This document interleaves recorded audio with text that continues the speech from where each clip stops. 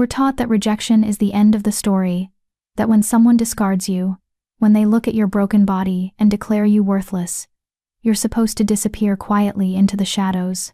Fairy tales promise us that true love conquers all, that mates are destined, that the bond between souls cannot be severed by something as mundane as biology.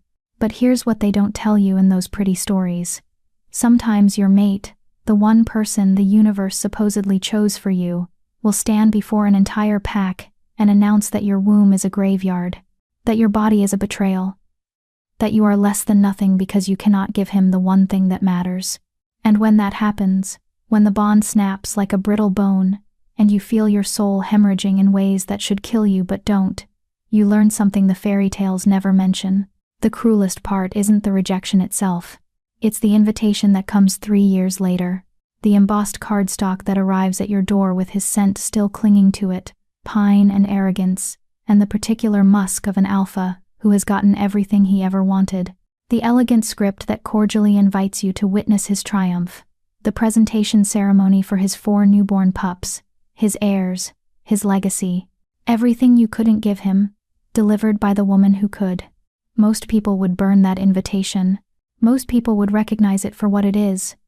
A blade disguised as courtesy, one final twist of the knife to make sure you understand that your exile was deserved, that his cruelty was justified, that you were always the problem. But I am not most people. My name is Ruth Waldrop, and I was the disgrace of the Silverpaw Pack, the alpha's mate, who couldn't shift, couldn't conceive, couldn't fulfill the most basic requirements of her position. For 2 years, I endured the pitying looks and the whispered conversations that stopped when I entered a room. I smiled through the helpful suggestions about fertility treatments and ancient rituals. I pretended not to notice when Damien, my mate, my alpha, my everything, began to look at me with something worse than hatred, disappointment. When he rejected me in front of the entire pack council, I didn't fight it. What would have been the point? He was right. After all, I was barren, broken, a genetic dead end in a world where bloodlines are everything, and an alpha without heirs is an alpha without a future. I, Damien Silverpaw, alpha of the Silverpaw Pack, reject you, Ruth Waldrop, as my mate and Luna. The words had felt like acid in my veins, dissolving the bond that had once been the only thing that made sense in my life. I'd stood there in my formal gown, the one I'd worn to our mating ceremony 2 years earlier, and felt something inside me die. Not my wolf. I'd never had one to lose. Just the part of me that had believed I deserved to exist. My father, beta of the pack, and always the politician, had smoothed things over. Damien would take a new mate, someone fertile and appropriate. I would accept a generous settlement and leave pack lands quietly. No drama, no ugliness. Just a quiet erasure, as if I'd never existed at all. I'd taken the money and vanished into human territory, to a city where no one knew what I'd been or what I'd lost. I got a small apartment above a bookstore. I learned to sleep without the phantom warmth of a mate bond. I taught myself to stop flinching every time I saw a pregnant woman. I survived. And then, 3 years later, the invitation arrived. Alpha Damien Silverpaw and Luna Rebecca Fairmont cordially invite you to the presentation ceremony of their children, Aiden, Alara, Finn, and Isla Silverpaw, 4 heirs of the Silverpaw Pack. 4 pups, not just 1 but 4, a perfect litter, 2 boys, 2 girls, a genetic jackpot that would secure the Silverpaw bloodline for generations. The kind of blessing that alphas dream about and that makes neighboring packs envious. Everything I couldn't give him, multiplied by 4. The invitation didn't include a personal note. It didn't need to. The message was clear. Look what I have now. Look what you could never be. Come and witness your own inadequacy made flesh. I should have thrown it away. I should have laughed at the pathetic power play and gone on with my quiet life. Instead, I called my landlady and told her I'd be gone for a week. I packed a bag, and I booked a car to take me back to Packlands, back to the place that had chewed me up and spit me out, back to face the man who had destroyed me. Because Damien had made one critical mistake in his little revenge plot. He assumed I was still the broken girl he'd rejected. The one who'd accepted every insult, every disappointment, every casual cruelty because I believed I deserved it. The one who'd left pack lands with her tail between her legs, grateful just to escape with her life. He didn't know that 3 years of exile had transformed me in ways that had nothing to do with shifting or bloodlines or the wolf I'd never have. He didn't know about the 4 children who called me mother now, not from my womb, but from my choice. 4 powerful young shifters who'd been discarded by their birth packs for reasons that had nothing to do with their worth, and everything to do with politics and prejudice, and the same casual cruelty that had nearly destroyed me. Orphans, outcasts, unwanted. Until I wanted them. He didn't know that each of those children carried alpha blood in their veins, stronger, older, and more pure than his own lineage could claim. That I'd spent 3 years not wallowing in self-pity, but building something that should have been impossible. A family forged not by biology or fate, but by deliberate, defiant choice. And he certainly didn't know that when I walked into his precious ceremony, I wouldn't be walking in alone. The car pulls up to the boundary of Silverpaw territory as the sun begins its descent toward the horizon, painting the sky in shades of gold and blood. I can feel the wards shimmer as we cross them, that particular tingle of pack magic recognizing an outsider. Once upon a time, these wards would have recognized me as Luna. Now they register me as a threat. Good. In the back seat, 4 pairs of eyes watch me with varying degrees of concern and anticipation. "Are you sure about this, Mom?" The question comes from Regina, my oldest at 15. His dark eyes, the color of obsidian, the marker of the ancient nightshade bloodline, study me with an intensity that would make most adults uncomfortable. He's already over 6 feet tall, his alpha presence so strong that he has to actively suppress it to avoid triggering challenges from weaker wolves. I meet his gaze in the rearview mirror and smile. "Are you?" "Hell yes," says Lyric, 12 years old and absolutely feral with anticipation. Her copper hair seems to glow in the fading light, and her amber eyes, Goldcrest bloodline, another ancient line, gleam with mischief. I want to see this asshole's face when we walk in. Language, I say mildly, but my heart isn't in the reprimand. "She's not wrong though," adds Ezra, 13, and always the quiet observer. His silver eyes, moonborn bloodline, the rarest of all track, the landscape passing by the window. He invited you to humiliate you. He's going to get something else entirely. The youngest, 9-year-old Thalia, says nothing. She simply reaches forward from her booster seat and squeezes my shoulder with one small hand. Her touch carries heat, literally. Emberfell bloodline, fire wolves, nearly extinct now, hunted almost to elimination 2 generations ago. My children, not from my body, but from my heart. 4 alpha heirs indeed, just not the ones Damien was expecting. The car pulls up to the pack house, and my breath catches despite my best efforts to remain calm. I haven't been here in 3 years, but nothing has changed. The same sprawling mansion with its stone facade and soaring windows. The same manicured gardens. The same fountain in the circular driveway with its carved wolves frozen in an eternal hunt. This was going to be my home. I'd walked these halls as Luna for 2 years, had planned to raise my children here, had imagined growing old in these rooms. Then it became my prison, then my past. Now, it's just a building beautiful and cold and full of people who cast me aside without a second thought. "Mom?" Regina's voice pulls me back to the present. "We can leave. We don't owe these people anything." I turn to look at my children, my real children, the ones I chose, and who chose me back. Regina with his fierce protectiveness, Lyric with her wild courage, Ezra with his quiet wisdom, Thalia with her gentle fire. "No," I say softly, "we don't owe them anything, but I owe myself this. I need to walk back into this place not as the woman they broke, but as the woman I became after. Then let's go remind them what they lost," Lyric says with a grin that's all teeth.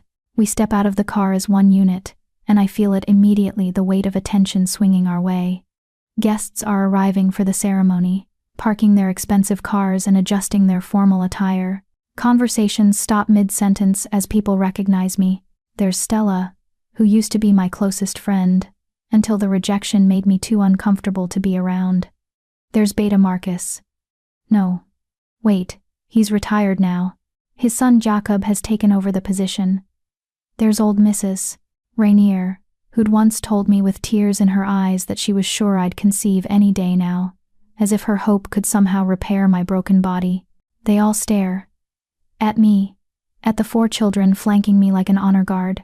At the way those children move with the unmistakable grace of dominant wolves, young still, but powerful in ways that make the adults instinctively give us space.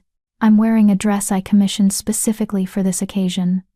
Midnight blue silk that fits like a second skin, with a neckline that dips low enough to be daring without crossing into inappropriate. My dark hair, once kept long because Damien preferred it that way, is now cut short in a sleek bob that brushes my jawline. I'm wearing heels that add 3 inches to my height and make my legs look endless. I look nothing like the broken girl who left here 3 years ago. I look like someone who won. Chapter 1. The Gauntlet. The pack house doors stand open like a mouth waiting to swallow me whole. I pause at the bottom of the stone steps, and for just a moment, I allow myself to feel the full weight of what I'm about to do. My heart hammers against my ribs, not from fear, but from the sheer audacity of returning to the place that declared me worthless. Every instinct I developed during my 2 years as Luna screams at me to turn around, to protect myself from the inevitable judgment and cruelty. But I'm not here to protect myself anymore. Mom. Thalia's small hand slips into mine, her palm fever warm as always. She looks up at me with those startling green eyes, so much trust in that gaze, so much faith that I'll keep her safe even as we walk into the lion's den. I can feel your heartbeat from here. I squeeze her hand gently. Good. That means I'm alive. That means you're nervous, Ezra corrects, materializing at my other side. His silver eyes catch the light from the torches flanking the entrance, making them glow like molten metal. It's okay to be nervous. Courage isn't the absence of fear. It's doing the scary thing anyway. Lyric finishes, practically vibrating with excitement as she bounces up the first step. Can we please go in now? I'm dying to see this guy who was stupid enough to throw you away. Regina brings up the rear, his presence a solid wall of protection at my back. At 15, he already understands pack dynamics better than wolves twice his age. He's been an alpha since the day he was born. I'd seen it in him the moment the Nightshade pack dumped him at a human orphanage, declaring him too aggressive at age 8. Too aggressive, as if an alpha pup could be anything else. Stay close, he murmurs, his voice already deepening into the rumble of an adult male. And remember, we're not here to start a fight, just to finish one if necessary, Lyric adds cheerfully. Lyric. What? I'm just being honest. Despite everything, I feel a smile tug at my lips. This is what Damien and his pack could never understand. Family isn't about blood or bonds or the alignment of fate. It's about showing up for each other, especially when the world tells you that you don't belong together.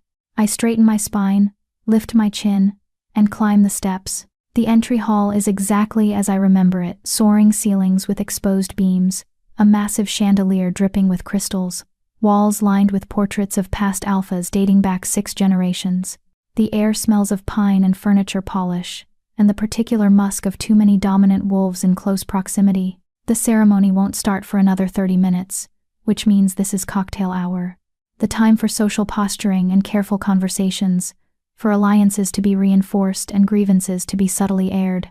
I used to dread these events, always aware that I was being judged and found wanting. Now I walk through the crowd like a queen returning from exile. The effect is immediate and gratifying. Conversations don't just pause, they die mid-word, as heads turn to track my progress. I feel their eyes cataloging everything. My dress, my hair, my confident stride, and most especially the 4 young wolves moving in formation around me. To pack wolves, the way we move together speaks volumes. We're not just a random group, we're a unit, a family, a pack unto ourselves. Ruth? The voice is female, shocked, and painfully familiar. Ruth Waldrop? Is that really you? I turn to find Stella frozen in place, a champagne flute halfway to her lips. She looks good, she always did. Blonde hair in perfect waves, designer dress that probably cost more than my monthly rent, the kind of effortless beauty that comes from never having to doubt your place in the world. We'd been best friends once. She'd held me when I cried after each negative pregnancy test. She'd been the one to help me pick out my mating ceremony dress, had sworn nothing would ever come between us. Then Damien rejected me, and she'd sent a single text. "I'm so sorry, but I can't be associated with this situation. I hope you understand." I'd understood perfectly. "Hello, Stella." My voice is pleasant, neutral. "It's good to see you." She blinks rapidly, clearly thrown by my composure. We didn't think you'd actually come." When the invitation went out, everyone assumed it was just a formality, that you'd have the sense to. She trails off, apparently realizing that finishing that sentence won't end well. "The sense to stay away?" I supply helpfully. "To hide? To accept that I should be grateful for my exile and never dare show my face here again?" Stella flushes, her eyes darting to the children surrounding me. "I didn't mean." "Who are these?" "My children." The words come out firm and proud. "Regina, Lyric, Ezra, and Thalia. My family." I watch her do the math, confusion flickering across her face. "I'd left 3 years ago, definitively barren. There's no way these children, the oldest of whom is clearly in his mid-teens, came from my body. But they're also clearly not human companions or distant relatives. The way they stand, the way they watch her with the patient stillness of predators, marks them as wolves. Strong wolves. I don't understand," Stella says finally. "You don't need to." Regina's voice cuts through the tension like a blade. He steps forward slightly, not quite putting himself between us but making his position clear. "You need to step aside." The command in his voice is unmistakable and completely inappropriate coming from a teenage boy addressing an adult pack member. Stella's eyes widen in shock, and I feel rather than see several nearby conversations stop as wolves tune into the potential confrontation. This is the moment. The first real test. Stella could challenge Regina's disrespect. She could call for backup, could demand an apology, could make a scene that would establish the social hierarchy and put these outsider pups in their place. Instead, after a long moment where I can actually see her wolf assessing the threat level, she takes a small step backward. It's instinct. Her wolf recognizing something in Regina that supersedes social niceties and pack politics, recognizing that picking this fight would be a mistake. "Of course," she says, her voice slightly strained. "I should go find my mate. He'll want to know you're here. It's good to see you, Ruth. You look well." She retreats into the crowd, and I release a breath I didn't know I was holding. "Point to us," Lyric whispers, grinning like a feral cat.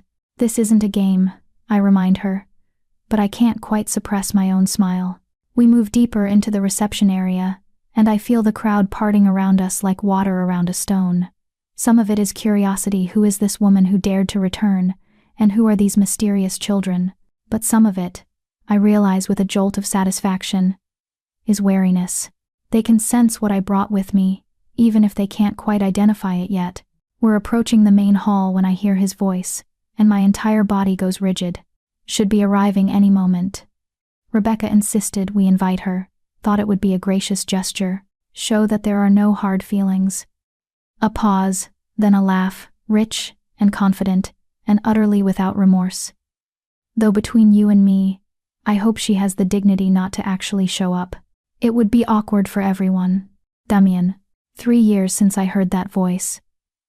And my body still remembers it, still wants to respond to it. Even though the mate bond is long dead, and the man behind the voice proved himself unworthy of every tear I shed over him, I turn the corner. And there he is.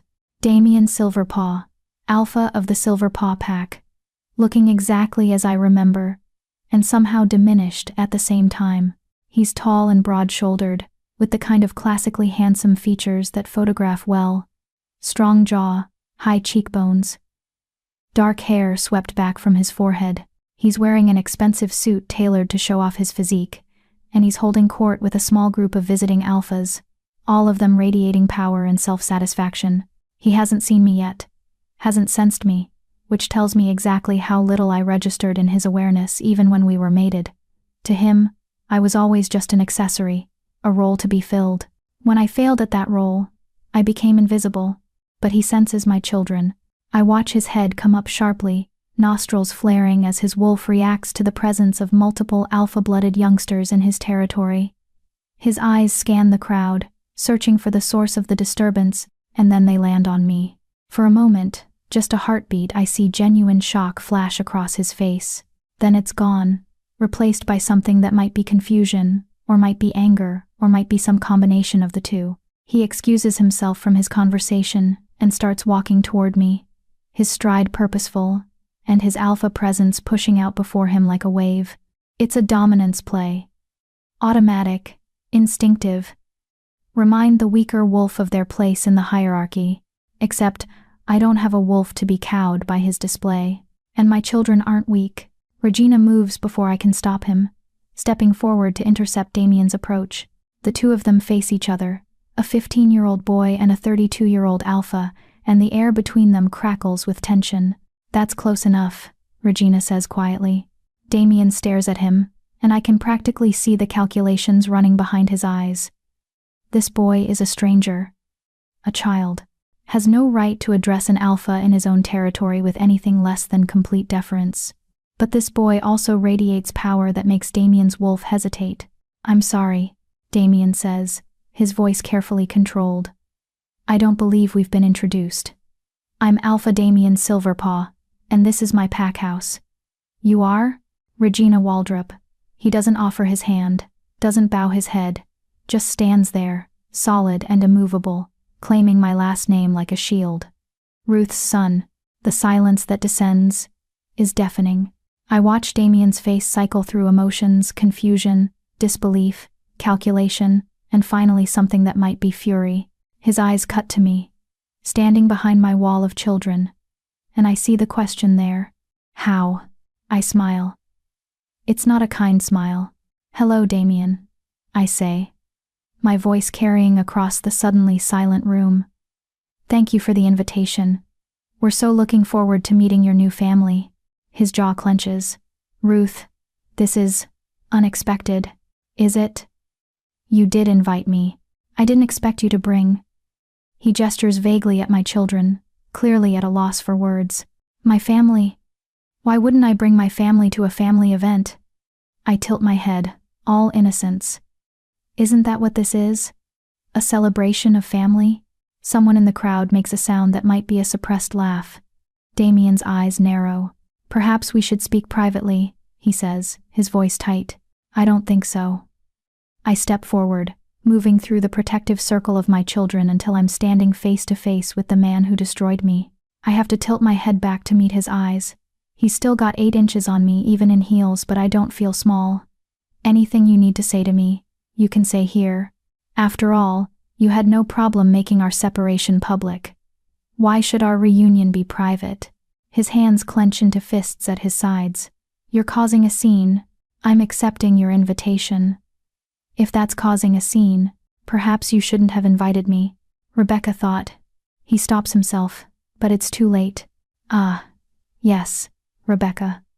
I let the name hang in the air between us. Your new mate, the one who could give you what I couldn't. I'm looking forward to meeting her. Ruth. Mom. Ezra's voice cuts through the tension, quiet but commanding. People are staring. He's right. The entire room has fallen silent, everyone watching our confrontation with the kind of horrified fascination usually reserved for natural disasters. I can see phones being discreetly pointed in our direction. This will be all over Pack social media within the hour. Good. Let them see. Let them all see that I came back, that I'm not broken, that I brought something with me that makes their alpha nervous. You're right, I say, taking a deliberate step back. We should find our seats. The ceremony will be starting soon, won't it? I'm sure you need to prepare. Damien looks like he wants to say something else, probably wants to throw us out, but can't without making himself look weak or cruel or both. Instead, he just nods stiffly. The ceremony begins in 20 minutes. Seats are assigned. You'll find your name cards in the hall. He turns on his heel and stalks away, his shoulders rigid with suppressed anger. The moment he's gone, the room exhales collectively. Conversations restart, but now they're all about us. I can hear the whispers, feel the weight of judgment and curiosity and speculation. That went well, Lyric says brightly. Thalia giggles, the sound bright and clear, and completely at odds with the tension still humming through the air. Come on, I say, gathering my children close. Let's find our seats, and remember, no matter what happens in there, we stay together. We're family. That's all that matters. All that matters, they echo back, and the phrase settles over us like armor. We move toward the main hall, and I don't let myself look back at Damien or any of the people who once called me friend. I don't let myself feel the old hurt trying to resurface. I'm not that woman anymore. I'm the woman who survived, the woman who built a family from the wreckage of her broken dreams, the woman who walked back into hell wearing designer heels and brought an army with her. And this ceremony, this display meant to mock me, is about to become something else entirely. Chapter 2. The Ceremony of Thorns. The main hall has been transformed into something out of a fever dream. White roses cascade from every available surface, wrapped around pillars, dripping from chandeliers, arranged in towering centerpieces on each table. The scent is overwhelming, cloying, meant to evoke purity and new beginnings. 4 bassinets stand on the raised platform at the front of the room, each draped in silver silk embroidered with the silver paw crest. Behind them, 2 ornate chairs thrones. Really wait for the Alpha and his new Luna. It's excessive, ostentatious, the kind of display that screams "look at what I have" to everyone within a 50-mile radius. I scan the room and quickly locate our assigned seats. Back row, far left corner, as far from the platform as physically possible while still technically being in the room. Of course. Subtle. Regina mutters, following my gaze. It's fine, I say, even though it's not fine, even though the placement is clearly designed to emphasize my irrelevance. Better view of the exits. We make our way to our assigned table, and I'm not surprised to find it populated with other social outcasts. A couple who'd been demoted from their pack positions after a financial scandal, an elderly widow whose alpha son had died without heirs, and a teenager who smells faintly of rogue, probably recently accepted back into pack protection after some transgression. They all look up as we approach, their expressions ranging from curiosity to poorly concealed pity. Ruth Waldrop? The widow, Mrs. Yaren, I remember now, peers at me through thick glasses. My dear, I didn't expect to see you here. How brave of you to come. Brave. As if attending an event I was explicitly invited to requires courage rather than basic social convention. Mrs. Yaren, I acknowledge with a polite nod, taking my seat. My children arrange themselves around me like a protective formation. Regina on my right, Ezra on my left, with Lyric and Thalia filling in the remaining spaces. It's good to see you again. And who are these lovely young people? Her eyes dart between my children, clearly trying to puzzle out their origins. My children, Regina, Lyric, Ezra, and Thalia. I don't elaborate, don't explain. Let them wonder. Your children. Mrs. Yaren's confusion is palpable, but before she can probe further, a hush falls over the room. Damien has entered through the side door, and beside him, Rebecca Fairmont is exactly what I expected and somehow worse. She's beautiful in the way that comes from generations of careful breeding, delicate features, perfect bone structure, honey blonde hair that falls in soft waves past her shoulders. She's wearing a gown that probably cost more than my car, pale pink silk that makes her look ethereal and untouchable. And cradled in her arms is a bundle of white blankets, a tiny fist visible at the edge. One of the pups. The crowd rises as one, the traditional gesture of respect for the Alpha and Luna. I rise too, because refusing would be a direct challenge, but I don't drop my gaze, don't show deference. Just stand and watch as they make their way to the platform. 3 pack members follow behind them, each carrying one of the other pups. The procession is choreographed for maximum impact. See how fertile she is. See how blessed this union is. See everything you're not witnessing with the barren former Luna. They reach the platform, and Damien raises his hand for silence. The room obeys instantly. Thank you all for coming. His voice booms across the hall, amplified by the acoustics and his alpha authority. Today marks a historic moment for the Silver Paw Pack. After years of uncertainty, the goddess has blessed us with not 1, not 2, but 4 healthy heirs. A cheer rises from the crowd. I remain silent, my hands clasped in front of me. My mate, Luna Rebecca, has given me the greatest gift any alpha could ask for.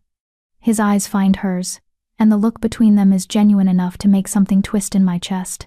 She has secured our future, and proven that the goddess provides for those who are worthy. Worthy. The word lands like a slap. I feel my children tense around me, Regina's hand moving instinctively toward my shoulder. Don't, I whisper. Not yet. Damien continues his speech, talking about bloodlines and destiny and the strength of the Silverpaw legacy. Rebecca stands beside him, radiant and serene, the perfect picture of lunahood. The 4 pups are presented one by one. Aiden, the firstborn son. Elara, the elder daughter. Finn, the younger son, and Isla, the baby of the litter. Each presentation is met with applause and traditional blessings. The pups are beautiful, I'll give them that. Healthy and strong, with the dark hair of their father, and what I assume will be their mother's delicate features once they grow into them. Everything I couldn't give him. The ceremony moves into the formal blessing portion, where visiting alphas and high-ranking pack members approach the platform to offer gifts and words of wisdom for the pups. It's tedious and self-congratulatory, each alpha trying to outdo the previous one with increasingly elaborate promises of alliance and support. I watch it all with detached interest, like I'm observing a play rather than living through it. Then Damien does something I don't expect. Before we conclude the formal portion of the ceremony, he says, his voice taking on a different quality, I want to acknowledge someone who is here today, someone whose presence demonstrates the magnanimity and forgiveness that defines the Silverpaw pack. My blood runs cold. Ruth Waldrop, my former mate, has chosen to attend this ceremony, despite our difficult history. His eyes find mine across the crowded room, and there's something in that gaze that makes my skin crawl. I want to publicly thank her for her grace in accepting that some things are simply not meant to be, that the goddess's plans sometimes require us to move forward separately. The room is silent now, every eye turning to find me in the back corner.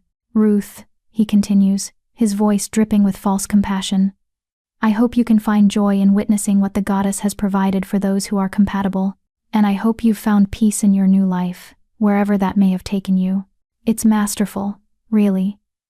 He's positioned himself as the magnanimous alpha who bears no ill will, while simultaneously reminding everyone that I was rejected because I was incompatible, defective, wrong, and he's put me on the spot, expecting me to respond with equal grace and humility, to thank him for inviting me to my own humiliation, to validate his narrative that my rejection was simply the goddess's will, rather than his cruelty. Every instinct I used to have screams at me to lower my head, to murmur something appropriate and inoffensive, to make myself small and forgettable, but I'm not that woman anymore. I rise slowly, and the room's attention sharpens to a razor's edge.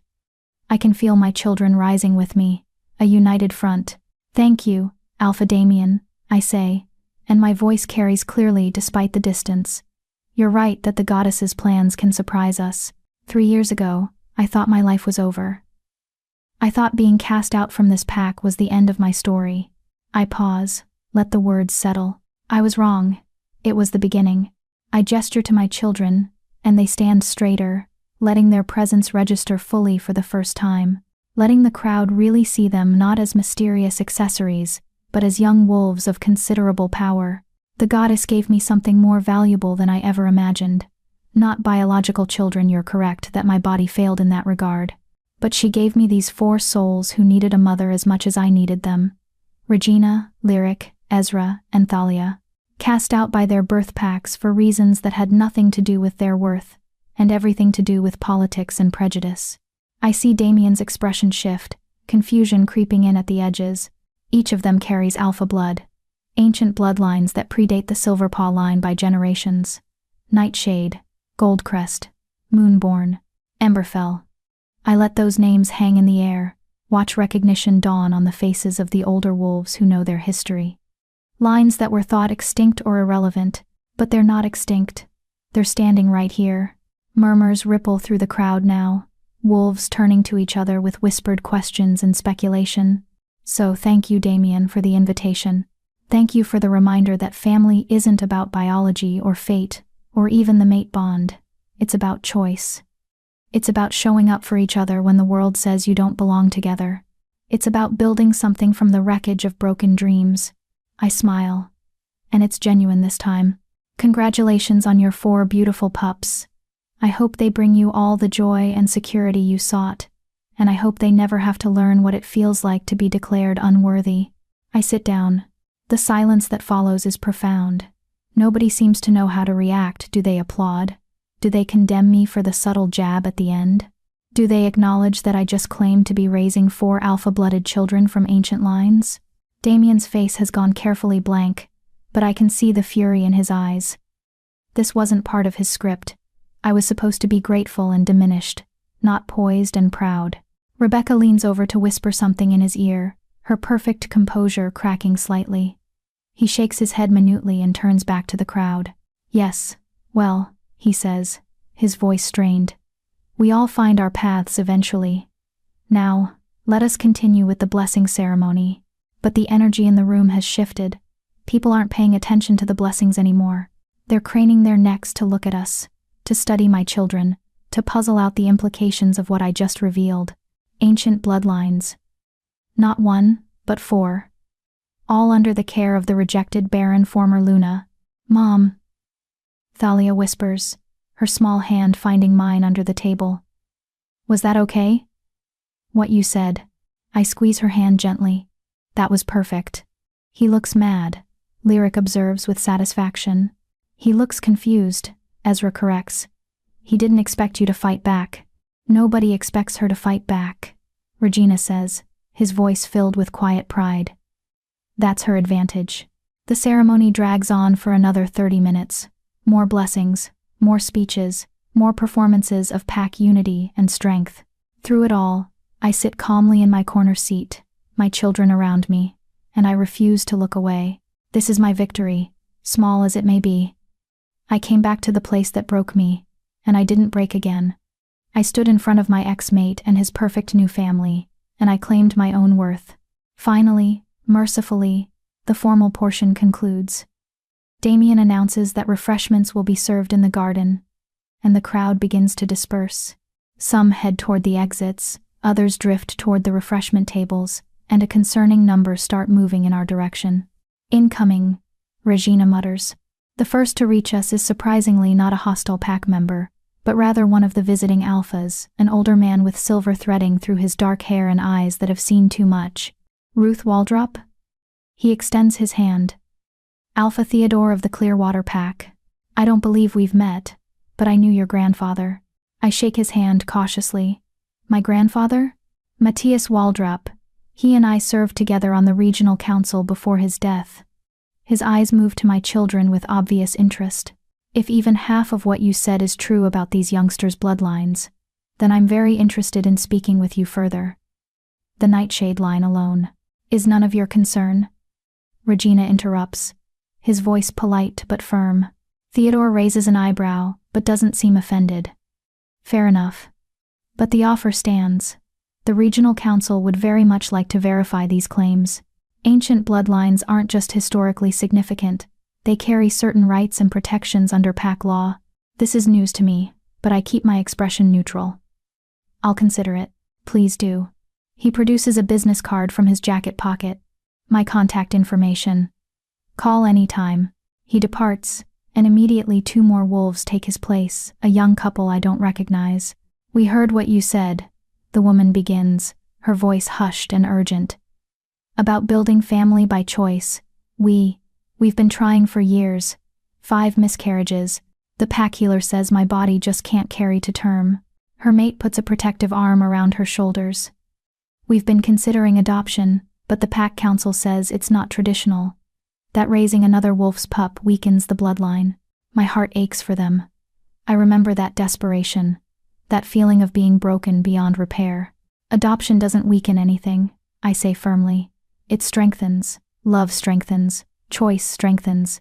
Don't let anyone tell you otherwise. The woman's eyes well with tears. Thank you. We needed to hear that.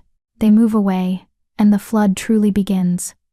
One after another, wolves approach our table, some curious, some hostile, some desperately seeking validation for their own non-traditional families. Each conversation is a small battle, a chance to either reinforce or undermine the narrative I've built. Through it all, Damien watches from the platform. Rebecca has taken the pups to a back room, leaving him alone to supervise the social portion of the event. His expression is unreadable, but his tension is palpable. He doesn't approach me, doesn't try to continue our confrontation or assert his authority. And that, more than anything, tells me that my words landed. After an hour of conversations and questions and barely veiled threats from pack members loyal to Damien, I'm exhausted. My feet hurt from the heels, my face aches from maintaining my composure, and I desperately want to leave this place and never return. "Can we go now?" Thalia asks quietly. "I don't like it here. Everyone smells angry." "Soon, I promise. Just a little longer." But before we can make our exit, Rebecca appears. She's alone, having left the pups in someone else's care. Up close, she's even more beautiful porcelain skin, eyes the color of warm honey, a grace that seems innate rather than practiced. She approaches our table with measured steps, her expression carefully neutral. "Ruth," she says, her voice soft and cultured. "May I speak with you? Privately?" Every protective instinct I have screams danger. This is Damien's mate, the woman who gave him everything I couldn't. There's no universe where this conversation ends well. But I'm also curious. What could she possibly have to say to me? "My children stay with me," I say firmly. "Of course." She glances at my children, and something flickers across her face. Is that envy? "I wouldn't ask you to separate from your family." We move to a quiet corner of the garden, away from the main crowd. The evening air is cool against my overheated skin, and the sound of the fountain provides a buffer against eavesdropping. Rebecca takes a breath, seeming to gather herself. "I want to apologize. That's not what I expected." "For what?" "For the invitation. For this whole ceremony." She looks back toward the hall, and her expression is complicated. Damien said it was a gesture of goodwill, of showing there were no hard feelings. But I'm not stupid. I know what this really was. A power play. A way to grind salt in old wounds. I study her carefully. "Then why did you go along with it?" "Because I'm his mate. Because I'm Luna of this pack. Because sometimes we do things for the good of the partnership even when we disagree." She meets my eyes directly. "But I want you to know that I'm not cruel. I don't take pleasure in your pain." "How magnanimous," I say dryly. She flinches slightly. "You have every right to hate me." "I don't hate you, Rebecca. I don't know you well enough to hate you." I soften my tone slightly. "You're not the one who rejected me. You're not the one who declared me worthless in front of the entire pack. You're just the one who happened to be able to give him what he wanted." "Children," she says quietly. "Heirs," I correct. Let's not pretend it's the same thing. We stand in silence for a moment. Two women connected only by the man who loved one of us enough and the other not at all. "Your children," Rebecca says finally. "The things you said about their bloodlines. Is it true?" "Every word." "How did you find them?" I consider not answering, but something in her genuine curiosity makes me relent. "I didn't find them. They found me. Or maybe we found each other. One by one. Over 3 years. Each of them discarded by their packs for reasons that had nothing to do with their worth. I took them in. I gave them a home. And they gave me a reason to keep living." Rebecca's hand drifts unconsciously to her stomach, and I see it then the truth she's not saying. "You're pregnant again," I say. She startles. "How did you? The way you're standing. The way you keep touching your abdomen. The scent." I can't actually smell pregnancy. No wolf can this early, but her body language is unmistakable. "How far along?" 6 weeks. We haven't announced it yet." She looks almost guilty. "The 4 pups were from my first pregnancy. This one was unexpected. 5 children total. The goddess really did bless her. I should feel bitter about this. Should let the old jealousy rise up and poison this moment. But I'm surprised to find that I don't. Her fertility doesn't negate my worth anymore. Her blessings don't diminish my own. "Congratulations," I say, and mean it. Rebecca's eyes shine with unshed tears. "Thank you. That's more generous than I deserve." "You deserve to be happy, Rebecca. You deserve to have a family that loves you and children who thrive. Just because my story with Damien ended badly doesn't mean yours has to. He doesn't talk about you, she says suddenly. Ever. I've tried to ask, tried to understand what happened between you. But he shuts down completely. All I know is what the pack gossip tells me, that you couldn't shift, couldn't conceive, and that the rejection was painful but necessary. That's the sanitized version, I say. The truth is messier, more cruel. But it doesn't matter anymore. I'm not that person anymore, and he's not my problem. He's been different today, she admits. Agitated, angry. Seeing you here, seeing your children, it's shaken something in him. Good. He should be shaken. He invited me here to humiliate me, to prove that he made the right choice. Instead, I proved that his rejection was the best thing that ever happened to me. Rebecca actually smiles at that. You're not what I expected. What did you expect? Someone broken, someone bitter, someone who would make a scene and prove all of Damien's decisions right. She shakes her head. But you're none of those things. You're strong, elegant, clearly an excellent mother. And those children of yours, they love you fiercely. I can see it in how they watch you, how they position themselves to protect you. They're everything. I say simply. Everything I thought I'd lost when Damien rejected me. Family. Purpose. Love that isn't conditional on my body performing correctly. I envy that, Rebecca says quietly. The unconditional part. Sometimes I wonder if Damien would still want me if I stopped being able to give him children. And there it is, the crack in the perfect facade. Then you should leave, I say bluntly. Before you find out the answer to that question. She laughs. But it's hollow. I can't. I'm Luna. I have 4 pups, soon to be 5. My entire life is built here. So was mine. I left anyway. You had no choice. I had every choice. I could have fought the rejection. I could have demanded my rights as Luna, forced him to keep me in position even without the mate bond. I could have made his life hell. I meet her eyes. But I chose to leave with dignity. I chose to build something new rather than cling to something dead. And that choice saved my life. Rebecca is quiet for a long moment, processing my words. Finally, she says, I should get back. The pups will need to feed soon, of course. She starts to walk away, then pauses. Ruth, I hope you find happiness. Real, lasting happiness. The kind that doesn't depend on anyone else's validation. I already have, I tell her truthfully, but thank you.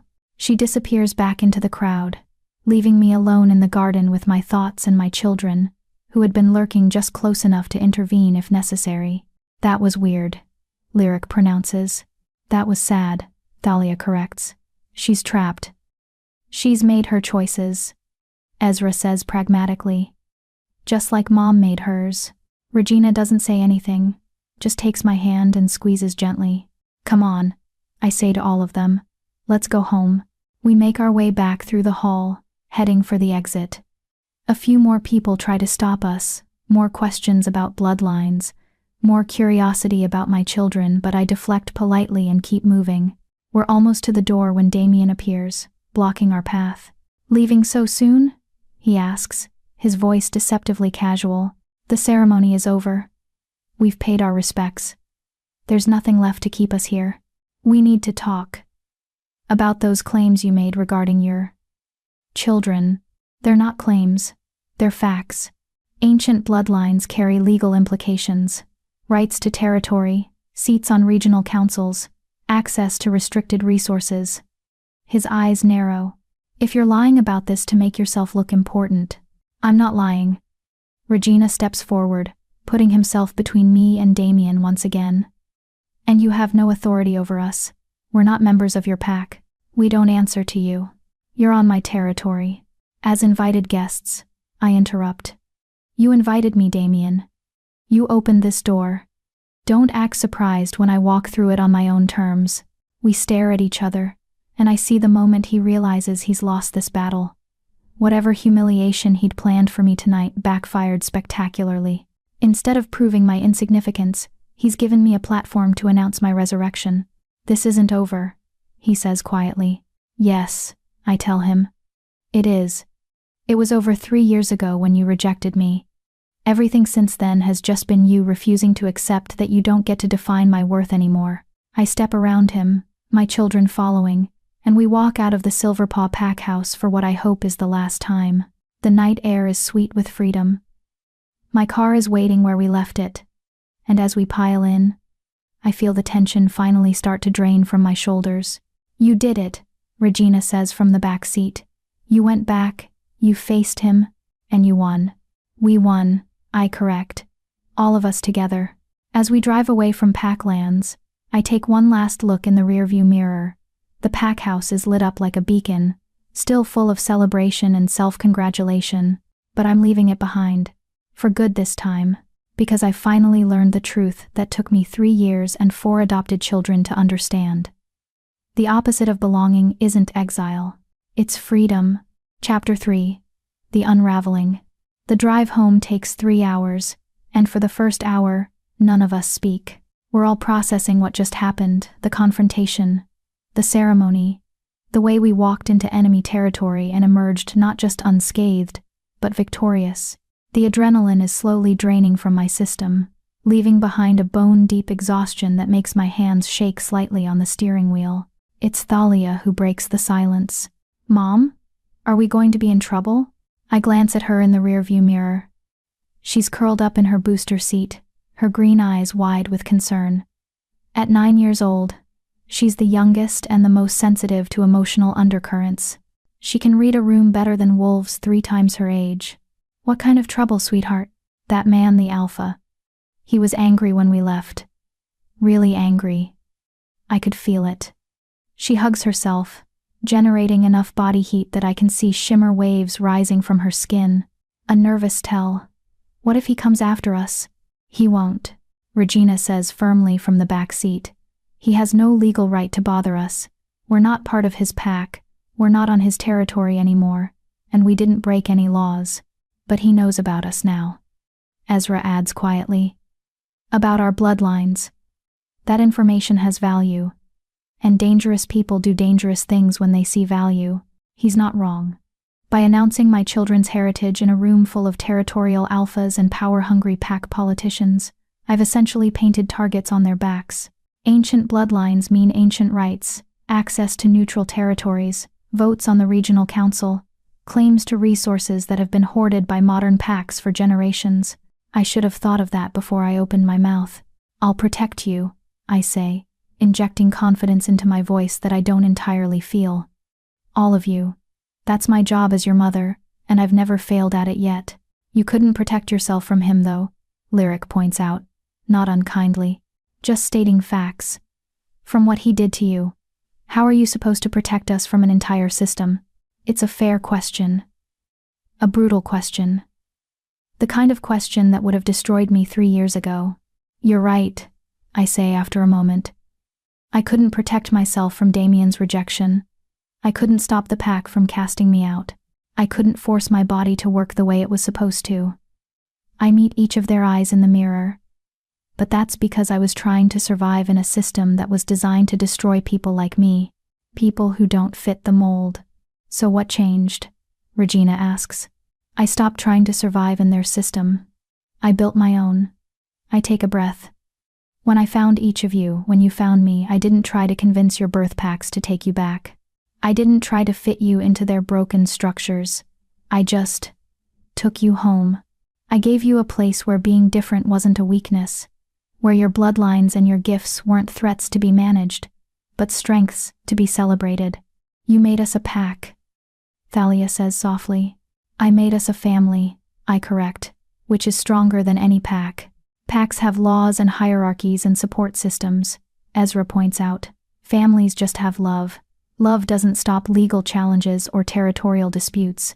No, I agree. But it gives us a reason to fight them. We lapse back into silence, but it's more comfortable now. Less charged with fear, and more charged with determination. By the time we pull up to our building, a converted warehouse in the arts district of the city, split into loft apartments, it's nearly midnight. The kids are dragging with exhaustion, even Lyric, who usually has energy to spare. Bed. I order as we trudge up the stairs to our third-floor unit. All of you. We'll process everything tomorrow. But Mom, Lyric starts. Bed. Now. I'll make pancakes in the morning, and we'll talk about everything then. I promise. They grumble but obey, disappearing into their respective rooms. We have a 3-bedroom loft. Regina has his own room as the oldest. The girls share another, and Ezra has claimed the converted storage space as his sanctuary.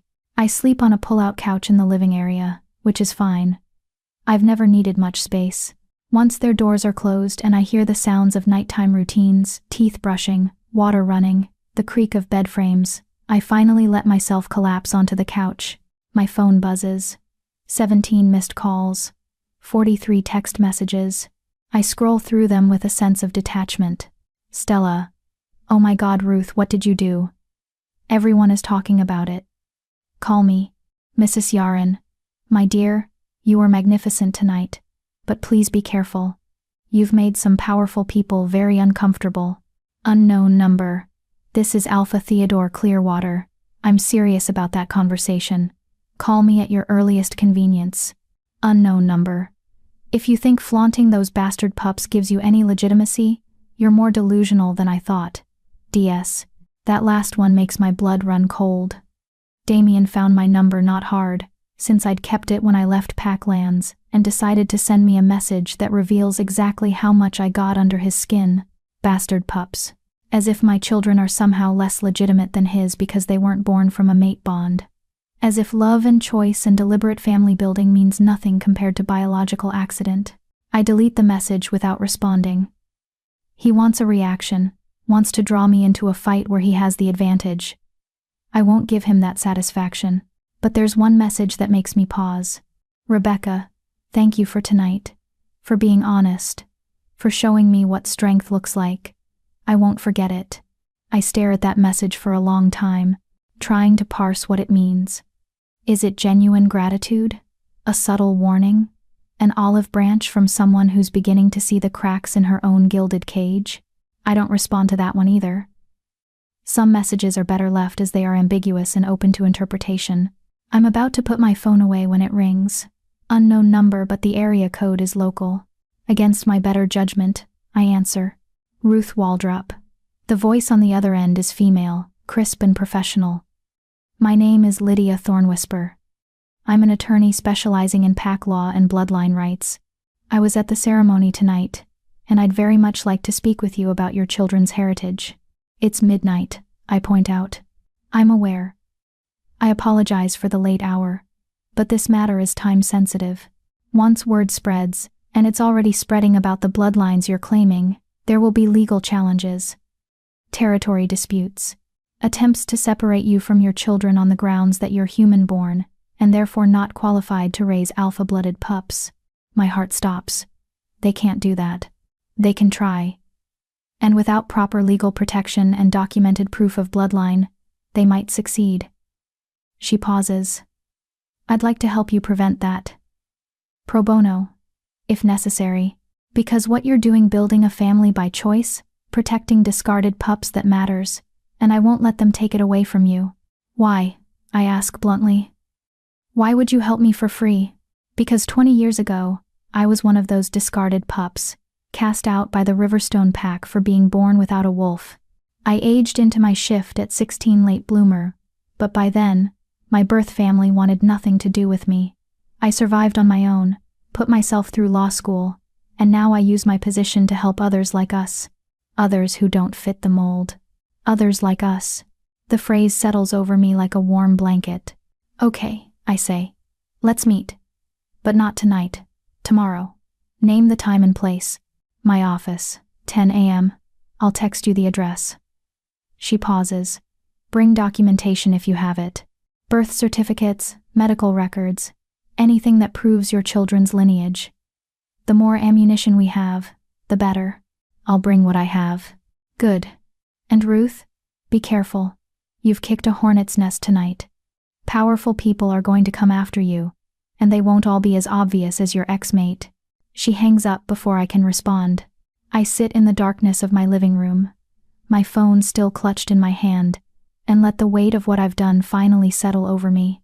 I went to that ceremony to prove I'd survived, to show Damien that his rejection hadn't broken me, to walk into that place with my head held high, and my children at my side.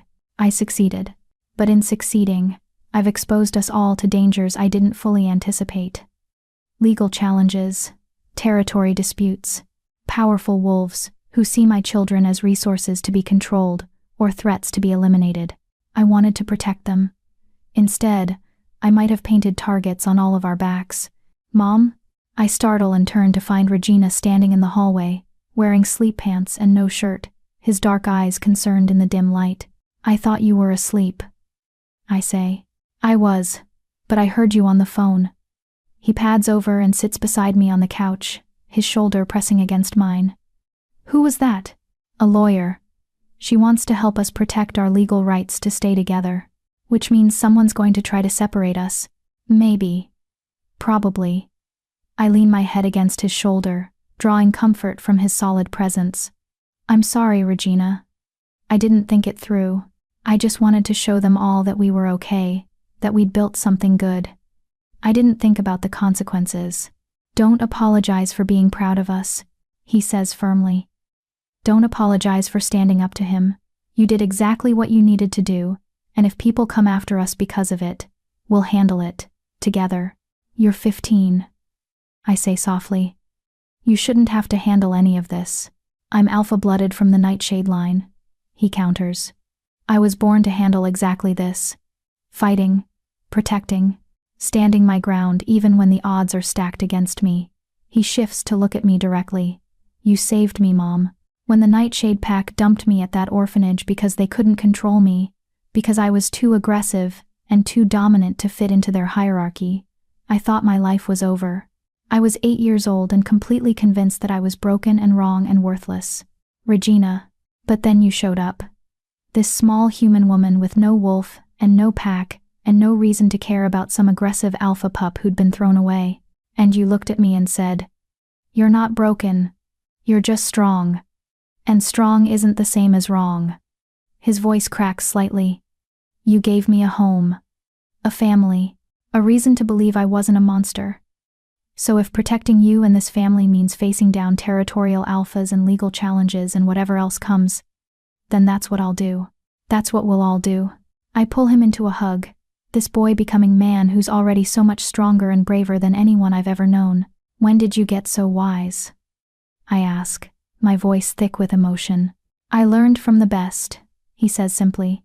We sit like that for a while, mother and son, drawing strength from each other the way we've done countless times before. Eventually, I convince him to go back to bed, promising that I'll sleep soon too. But once he's gone, I stay on the couch, staring at the ceiling and thinking about everything that's coming. Legal battles, territory disputes, powerful wolves who want to use my children or destroy them. And Damien, somewhere out there in his pack house, furious that I dared to show my face, and even more furious that I proved I didn't need him to thrive. 3 years ago, when he rejected me, I thought my story was ending. Now I'm beginning to understand that it was just the prologue. The real story, the one about a woman who built a family from the wreckage of her broken dreams and then had to fight the entire world to keep it, is just beginning. The next morning dawns gray and cold, threatening rain.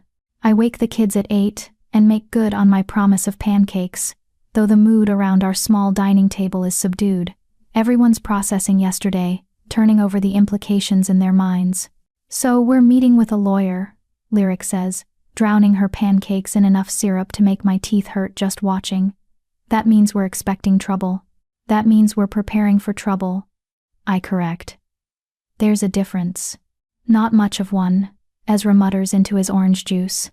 At 9:45, we pile into the car again. Lydia Thornwhisper's office is in the business district, a sleek glass building that houses several law firms. Her suite is on the 12th floor. And the receptionist, a young woman with sharp eyes and the telltale scent of wolf, waves us through immediately. She's expecting you. Conference room B, down the hall on your right. The conference room is all glass and chrome, with a stunning view of the city below. Lydia stands as we enter, and I'm struck immediately by her presence. She's small, barely 5 feet tall, but she carries herself like someone much larger. Her hair is iron gray despite looking only 40 or so, pulled back in a severe bun.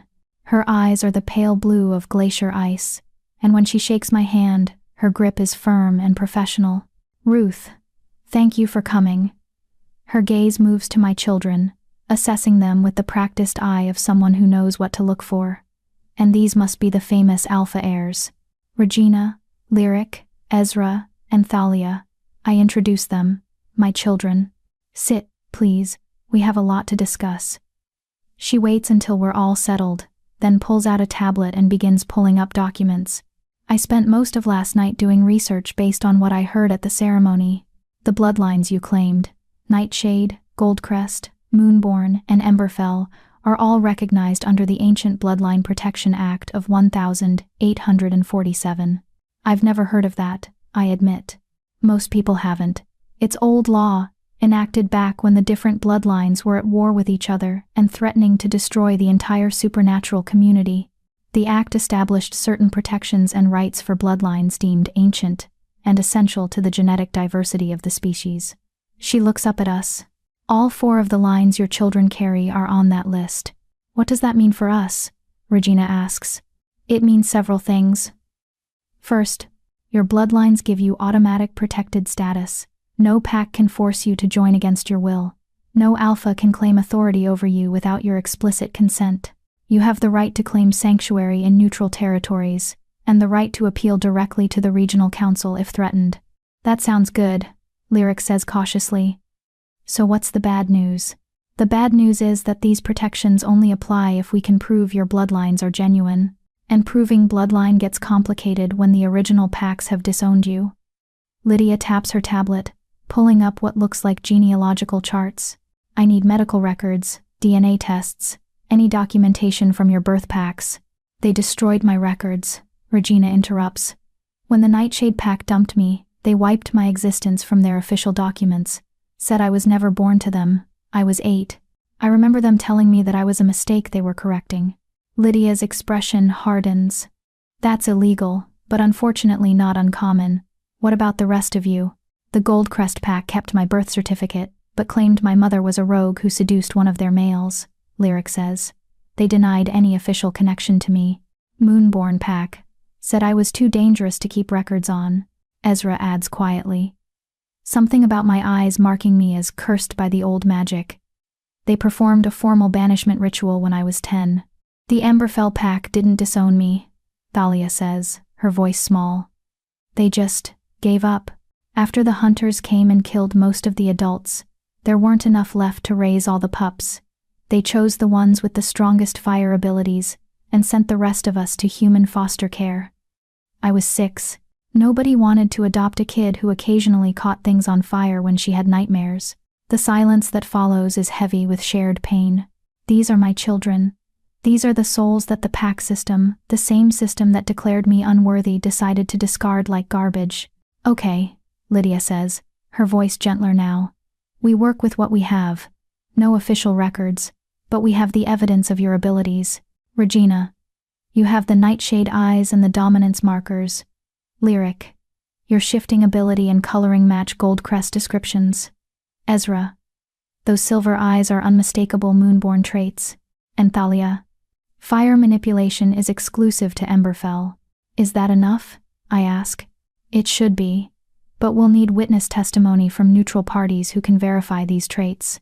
Preferably other ancient bloodline carriers or historians who specialize in bloodline identification. She makes some notes on her tablet. I have contacts. It'll take a few weeks to arrange, but we can build a case. A few weeks, I repeat. And in the meantime? In the meantime, you stay alert. Document any threats or harassment. Don't accept invitations to pack territories without a neutral witness present. And most importantly, she fixes me with a stern look. Don't engage with your ex-mate. He's going to try to provoke you. Let him be the aggressor. That only helps our case. What case? Ezra asks. I thought we were just protecting our right to stay together. We are. But if Damien Silverpaw or anyone else tries to legally challenge your custody of these children, We're going to countersue for everything. Reparations for emotional damages, recognition of bloodline rights, possibly even territory claims if we can establish that your children have ancestral rights to lands currently held by modern packs.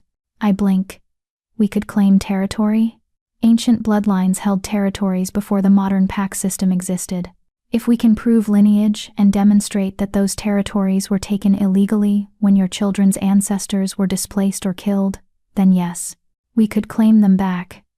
She smiles, and it's sharp as a blade. Sometimes the best defense is a very aggressive offense. We spend another hour going over details, what documents I have, what we need, what the timeline looks like. By the time we leave Lydia's office, my head is spinning with information and possibilities. So basically, Lyric says as we walk to the car, we're going to war. Legal war, I correct. Still war, Regina says. Just fought with paperwork instead of claws. I can do paperwork, Thalia says decisively. I'm very good at organizing things. Despite everything, I laugh. Yes, you are, sweetheart.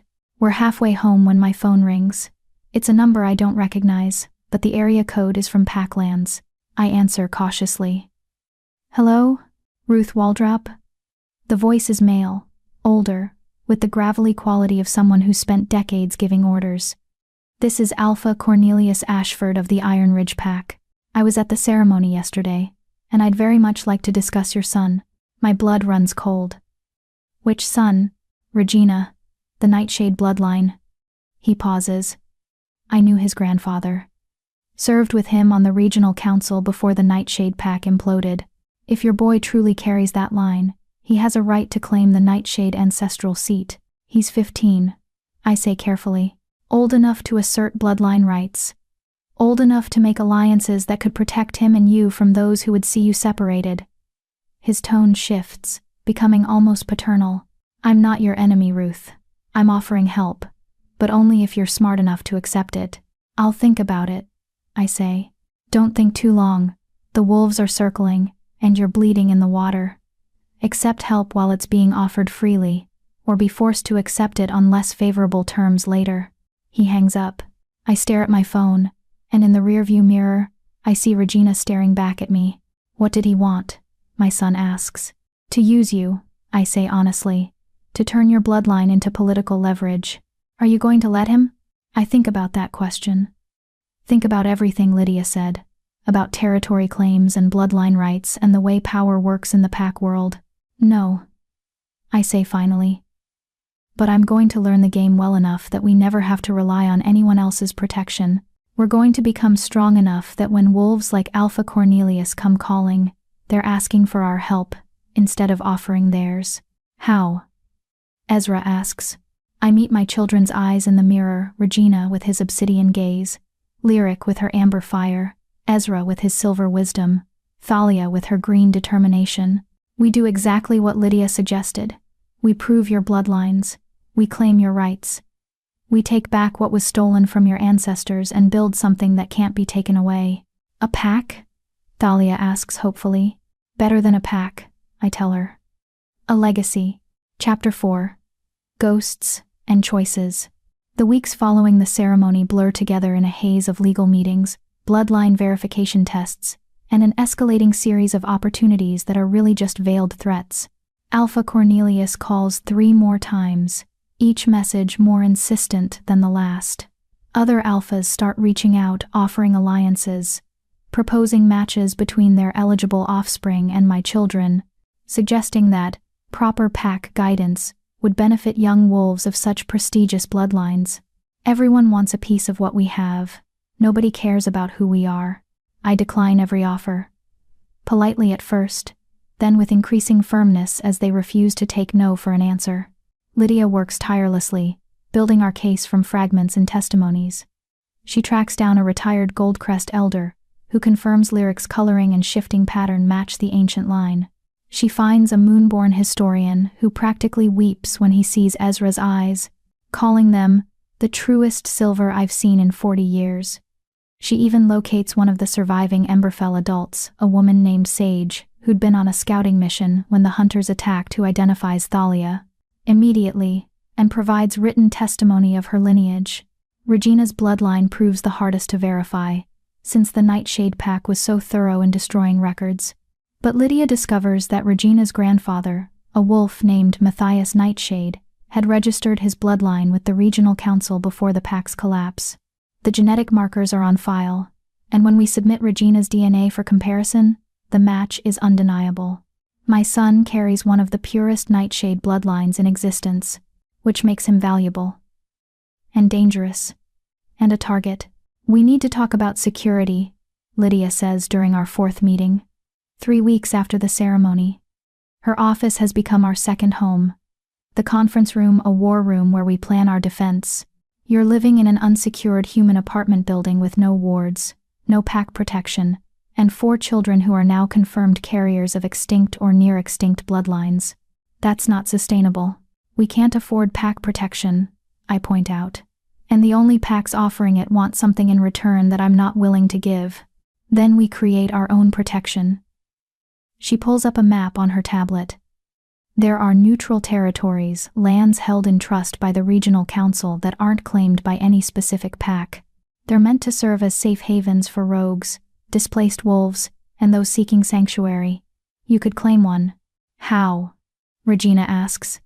He's been attending most of our meetings, his presence both protective and practical. At 15, he understands pack politics better than I ever will.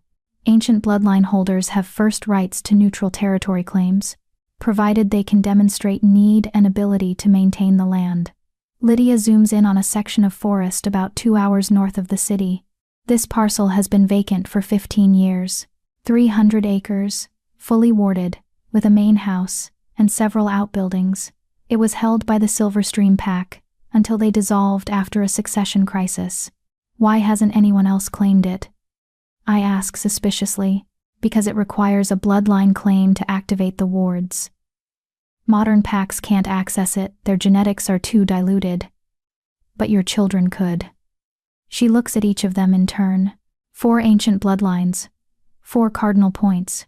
You could create a ward structure stronger than anything seen in generations. That sounds expensive, I say. The land itself is free, held in trust for bloodline claimants. You'd need to pay for maintenance, utilities, property taxes. But there's a trust fund attached to ancient bloodline properties. Not huge, but enough to cover basics while you get established. She slides a folder across the table. I took the liberty of pulling the financials. You could do this, Ruth. You could give your family a real home, protected and permanent. I stare at the folder, my heart pounding. A real home. Not a rented loft in a city that barely tolerates supernatural presence. Not a temporary refuge where we're always one eviction notice away from disaster. A permanent sanctuary. What's the catch? Ezra asks quietly. Lydia grimaces. Once you claim the territory and activate the wards, you become an official bloodline holding. That puts you on the regional council's radar, which is good for legal protection, but bad for anonymity. Every pack in the region will know exactly where you are and what you have. So we trade hiding for protection, Regina says. Essentially, yes. I look at my children, reading the mix of hope and fear in their faces. They want this, want a real home, want to stop running and hiding and pretending we're less than we are. But they're also scared of what visibility might bring. We'll need to see it first, I say finally. Before we make any decisions, I want to walk the land, make sure it's right for us. Of course. Lydia stands, gathering her materials. I'll arrange a visit for this weekend. In the meantime, stay alert. I've heard rumors that Damien is planning something. He's been meeting with other alphas, making alliances. Whatever he's planning, it's not going to be friendly. That night, I dream of the forest. I'm walking through towering pines, their needles soft under my bare feet. The air smells of earth and rain and something ancient, that particular scent of land that remembers what it was before humans and packs carved it up into territories and property lines. I'm not alone. 4 shadows move with me, one ahead, scouting, 1 behind, guarding, 2 at my sides, keeping pace. My children, rendered in dream logic as protective spirits, rather than flesh and blood. And ahead, through the trees, I see it. A house.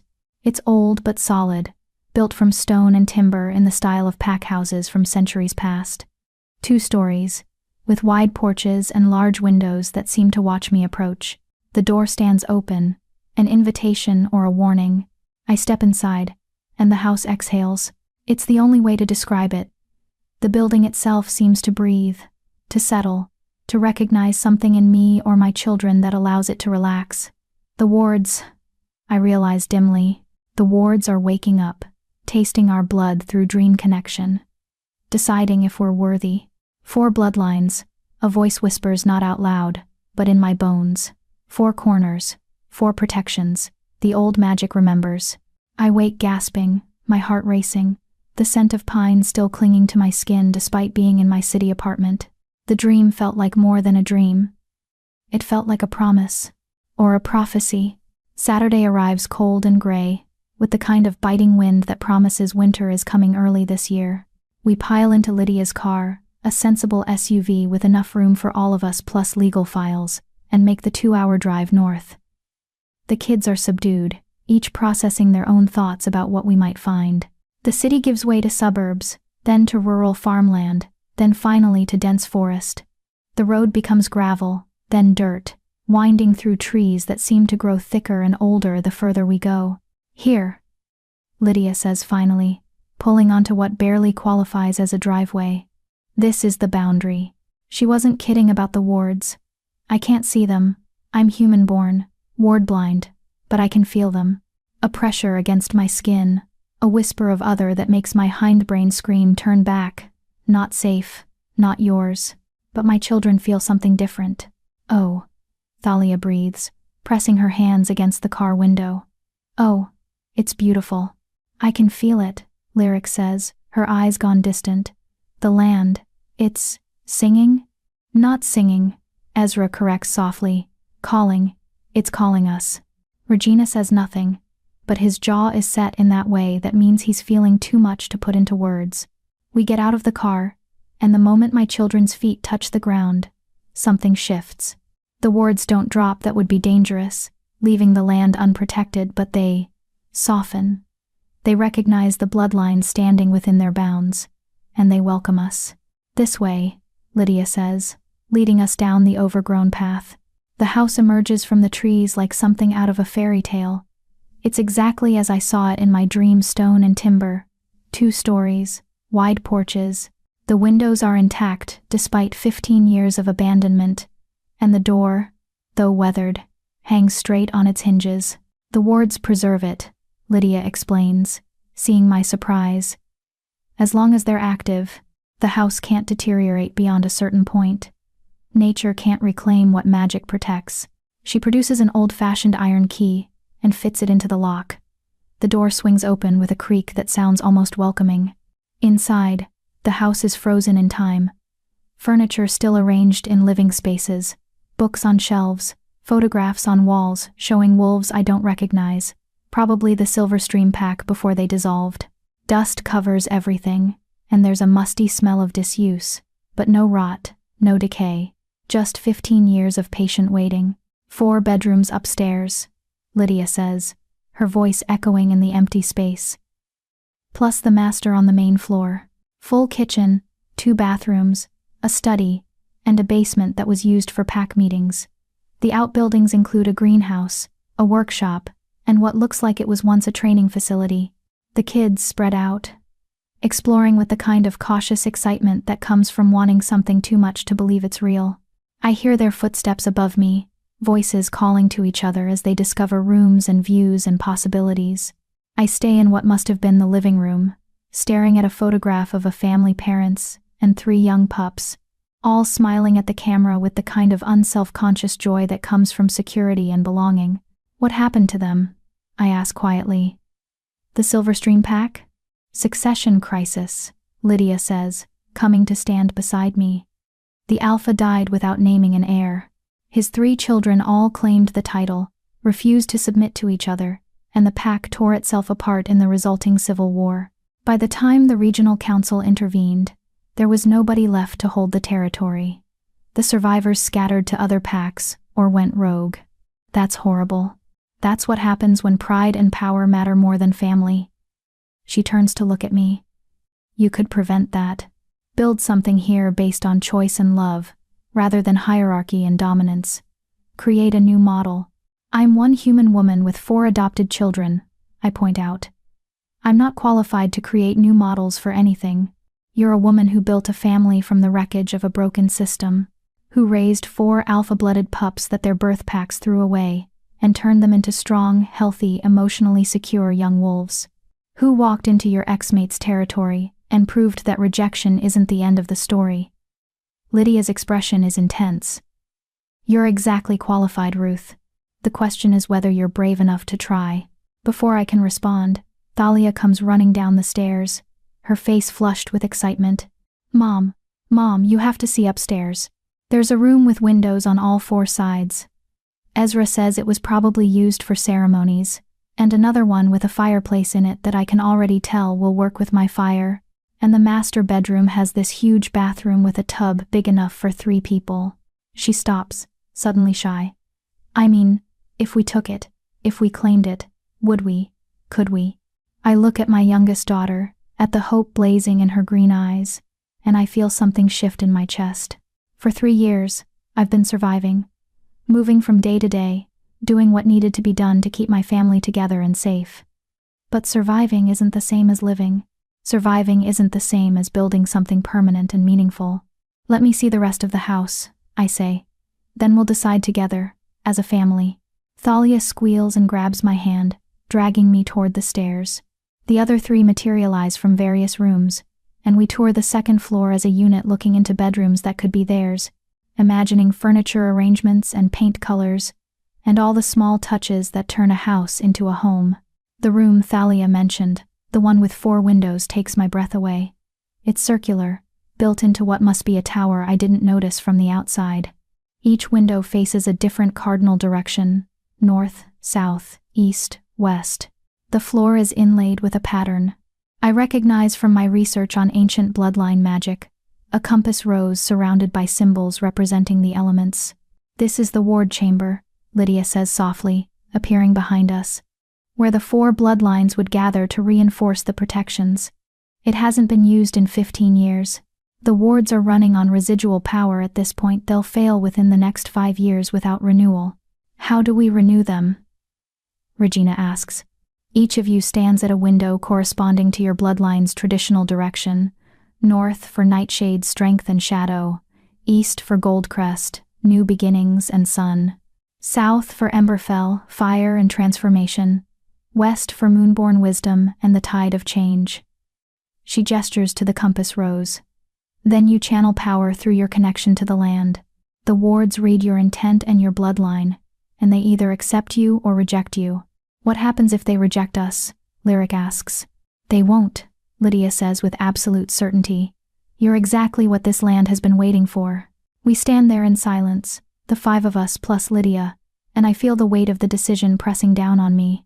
This house, this land, this possibility. It's everything I've wanted for my children: safety, permanence, a place to grow without fear, but it's also a declaration. A line drawn in the sand that says we exist. We matter. We're not hiding anymore. And declarations have consequences. I need to think about it, I say finally.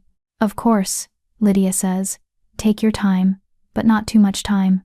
I've been contacted by 3 different packs this week, all asking about bloodline verification status.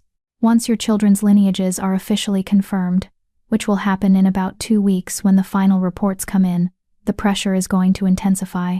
Being here, warded and protected, would be a significant advantage.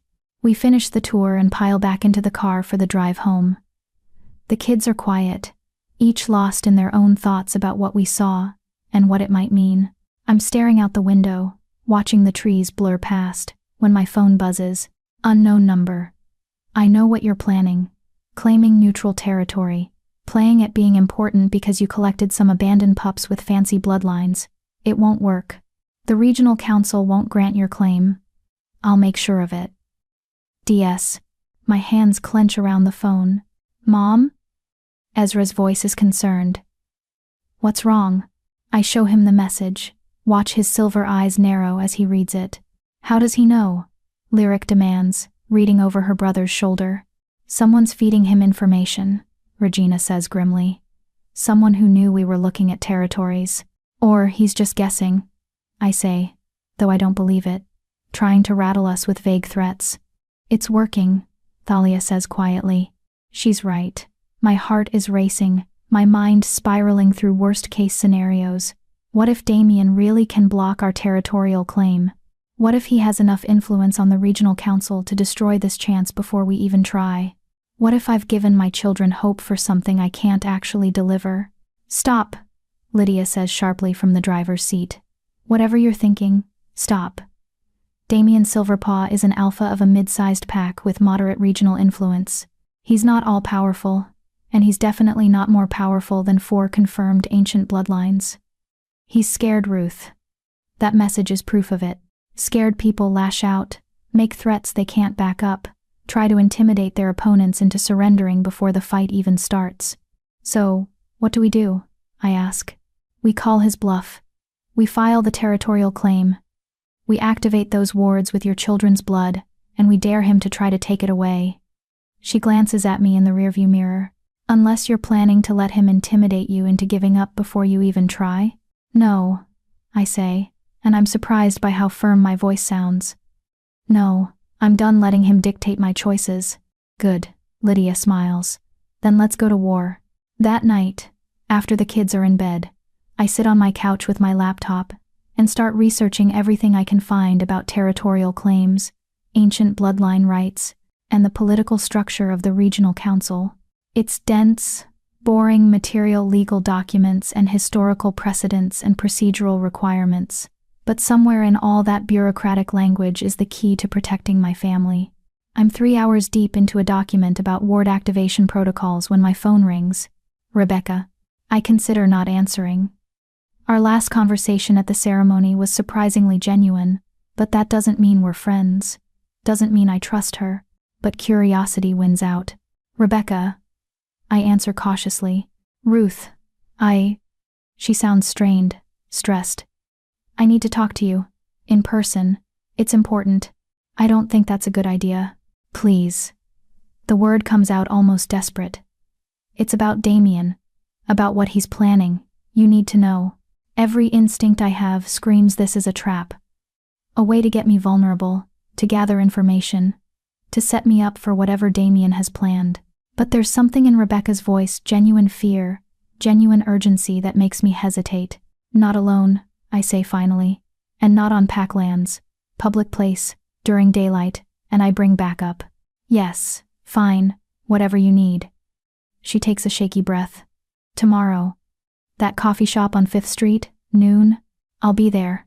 She hangs up, and I'm left staring at my phone, wondering what the hell I just agreed to. And more importantly, wondering what Damien is planning that would make his own mate feel the need to warn me. Chapter 5. The Luna's Warning. The coffee shop on 5th Street is neutral territory by design, a human-owned establishment that caters to the business district, where supernatural politics are secondary to caffeine addiction and Wi-Fi access. It's also public enough that any violence would attract immediate attention, which is exactly why I chose it. I arrive 15 minutes early with Regina at my side. Lydia wanted to come, but I talked her out of it.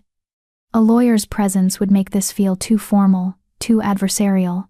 If Rebecca really does want to warn me about something, I need her to feel safe enough to speak freely, but I'm not stupid enough to come alone. Regina positions himself at a table near the window with clear sightlines to both entrances and my booth. He's wearing headphones but not actually listening to music, just maintaining the appearance of a teenager doing homework while actually serving as my security detail. At 15, he's better protection than most trained guards. Rebecca arrives exactly at noon, and I'm struck again by how fragile she looks. The radiant Luna from the ceremony has been replaced by someone hollow-eyed and exhausted. She's wearing designer clothes that hang slightly loose, as if she's lost weight recently. Her honey blonde hair is pulled back in a simple ponytail rather than the elaborate styling I remember. She looks like someone who hasn't slept in weeks. She spots me immediately and hurries over, sliding into the booth across from me with jerky, nervous movements. "Thank you for coming," she says, her voice low and urgent. "I wasn't sure you would." I almost didn't. I study her carefully. You look terrible, Rebecca. What's going on? She laughs, but there's no humor in it. That's one way to put it. She glances around, checking for eavesdroppers, then leans forward. Damien is planning to challenge your territorial claim. He's already filed a formal objection with the regional council. My stomach drops. On what grounds? Multiple. First, that you're human-born and therefore not qualified to hold bloodline territory. Second, that your children's bloodlines haven't been properly verified. He's claiming fraud. Third, that allowing a non-pack entity to claim neutral territory sets a dangerous precedent that undermines pack authority. She pulls out her phone and slides it across the table, showing me a document that makes my blood run cold. It's a formal legal challenge, stamped with the silver paw crest, and co-signed by 4 other alphas. He's building a coalition. I breathe. It gets worse. He's not just trying to block your claim, he's petitioning for custody review of your children. Rebecca's eyes are shining with unshed tears. He's arguing that 4 alpha-blooded pups from ancient lines are too valuable to be raised by a human woman with no pack support. That they need proper pack socialization and appropriate guidance from their own kind. The words hit me like physical blows. Custody review. They're going to try to take my children away from me. They can't do that, I say, but my voice lacks conviction. They can try. And with 5 alphas backing the petition, the regional council has to take it seriously. Rebecca reaches across the table, her hand hovering near mine but not quite touching. Ruth, I'm so sorry. I tried to talk him out of it. I told him it was cruel and unnecessary, that you weren't a threat to anyone. But he's obsessed. He sees your children's bloodlines as a personal insult, as if you found something valuable just to spite him. Why are you telling me this? I ask bluntly. You're his mate. You're Luna of his pack. Why risk his anger to warn me? Rebecca pulls her hand back, wrapping her arms around herself. Because I'm not blind to what he is anymore. What he's always been, but I was too desperate for security to see clearly. She takes a shaky breath. The pregnancy I told you about, the 5th pup. I lost it. Miscarriage at 8 weeks. Rebecca, I'm so sorry. Don't. I'm not looking for sympathy. Her voice hardens. Do you know what Damien said when I told him? Not, are you okay, or we'll try again, or anything remotely compassionate. He said, well, 4 heirs is sufficient anyway. No need to risk complications with another pregnancy. She meets my eyes, and the pain there is raw and terrible. I realized in that moment that he doesn't love me. He loves what I can produce. And the moment I'm not useful in that capacity anymore, I'll be just as disposable as you were. The coffee shop suddenly feels too warm, too close. I want to tell her she's wrong, that Damien isn't that calculating. But I can't, because I know exactly what she's describing, that moment when you realize the person you love sees you as a function rather than a person. So, you're warning me out of solidarity? I ask. I'm warning you because what he's planning is wrong. Those children chose you. You chose them. That matters more than blood or pack or any of the political bullshit that alphas use to justify their power plays. She glances toward Regina, who's watching us with barely concealed suspicion. And because I've seen the way your son looks at you, the way all of them look at you, that's real family, Ruth. That's love. And I won't be part of destroying it, even if it costs me everything. It might. I warn her. If Damien finds out you warned me, he won't. I'm very good at playing the devoted Luna when necessary. She straightens her shoulders, and I see a flash of steel beneath the fragile exterior. I'm not asking you to like me or trust me. I'm just giving you information so you can protect your family. Do with it what you will. She starts to slide out of the booth, but I stop her with a question. What will you do? If he's really that cold, that calculating, why stay? Rebecca's smile is sad and knowing. Because I have 4 pups who need their mother. Because leaving would mean giving up Luna status, and probably all access to my children. Because the mate bond, even without love, is still a chain that's incredibly difficult to break. She pauses. And because, unlike you, I'm not brave enough to walk away from security, even when that security is an illusion. She leaves before I can respond, disappearing into the lunch crowd with the practiced invisibility of someone who's learned to make themselves small. I sit in the booth for a long moment, processing everything she just told me. Then I pull out my phone and call Lydia. "We have a problem," I say when she answers.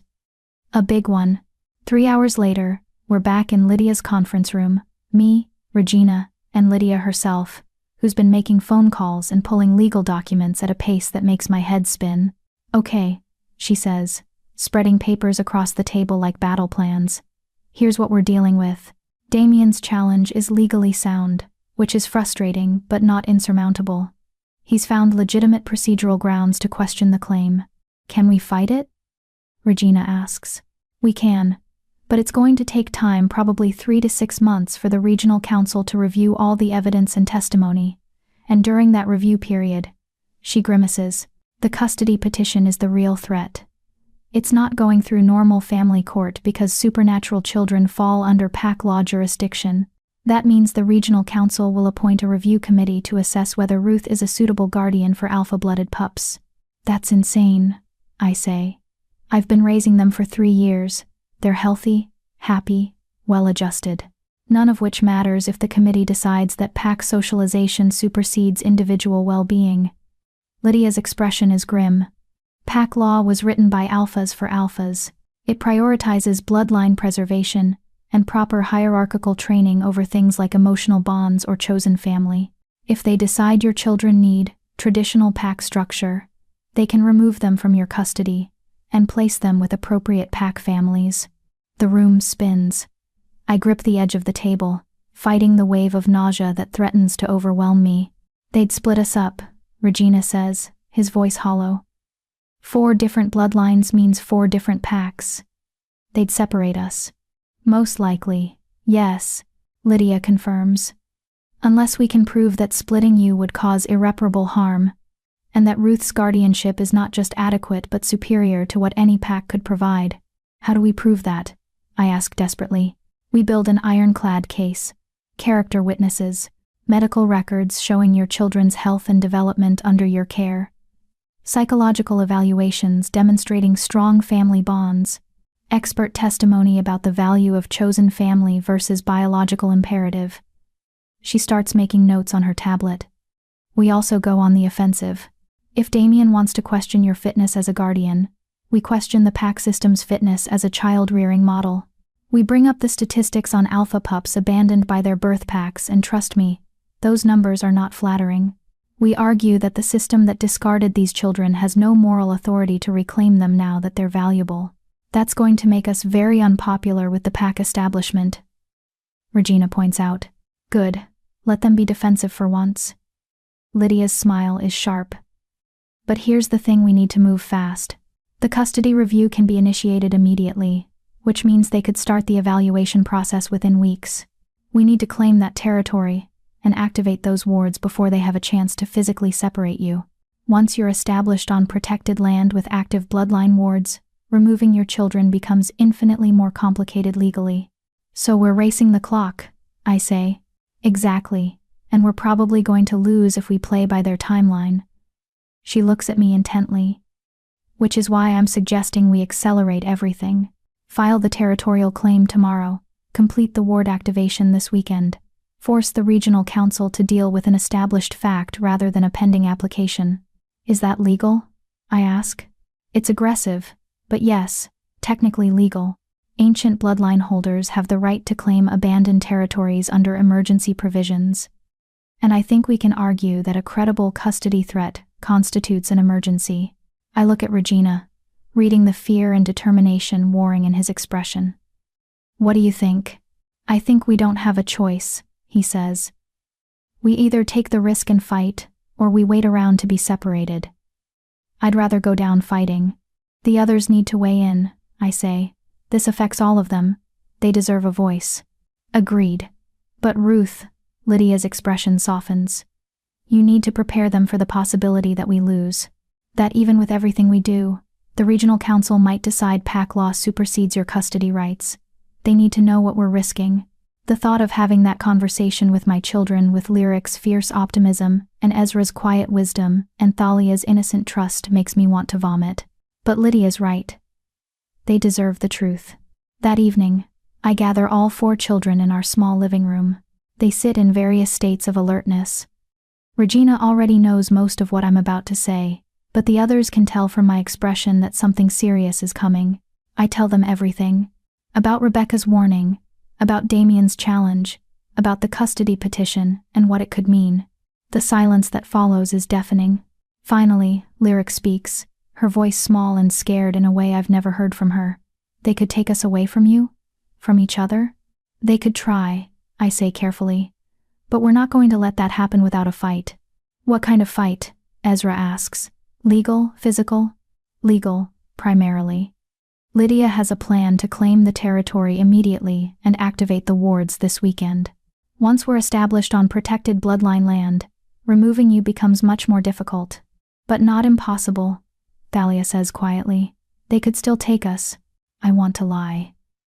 Want to tell her that everything will be fine. That I'll protect them no matter what.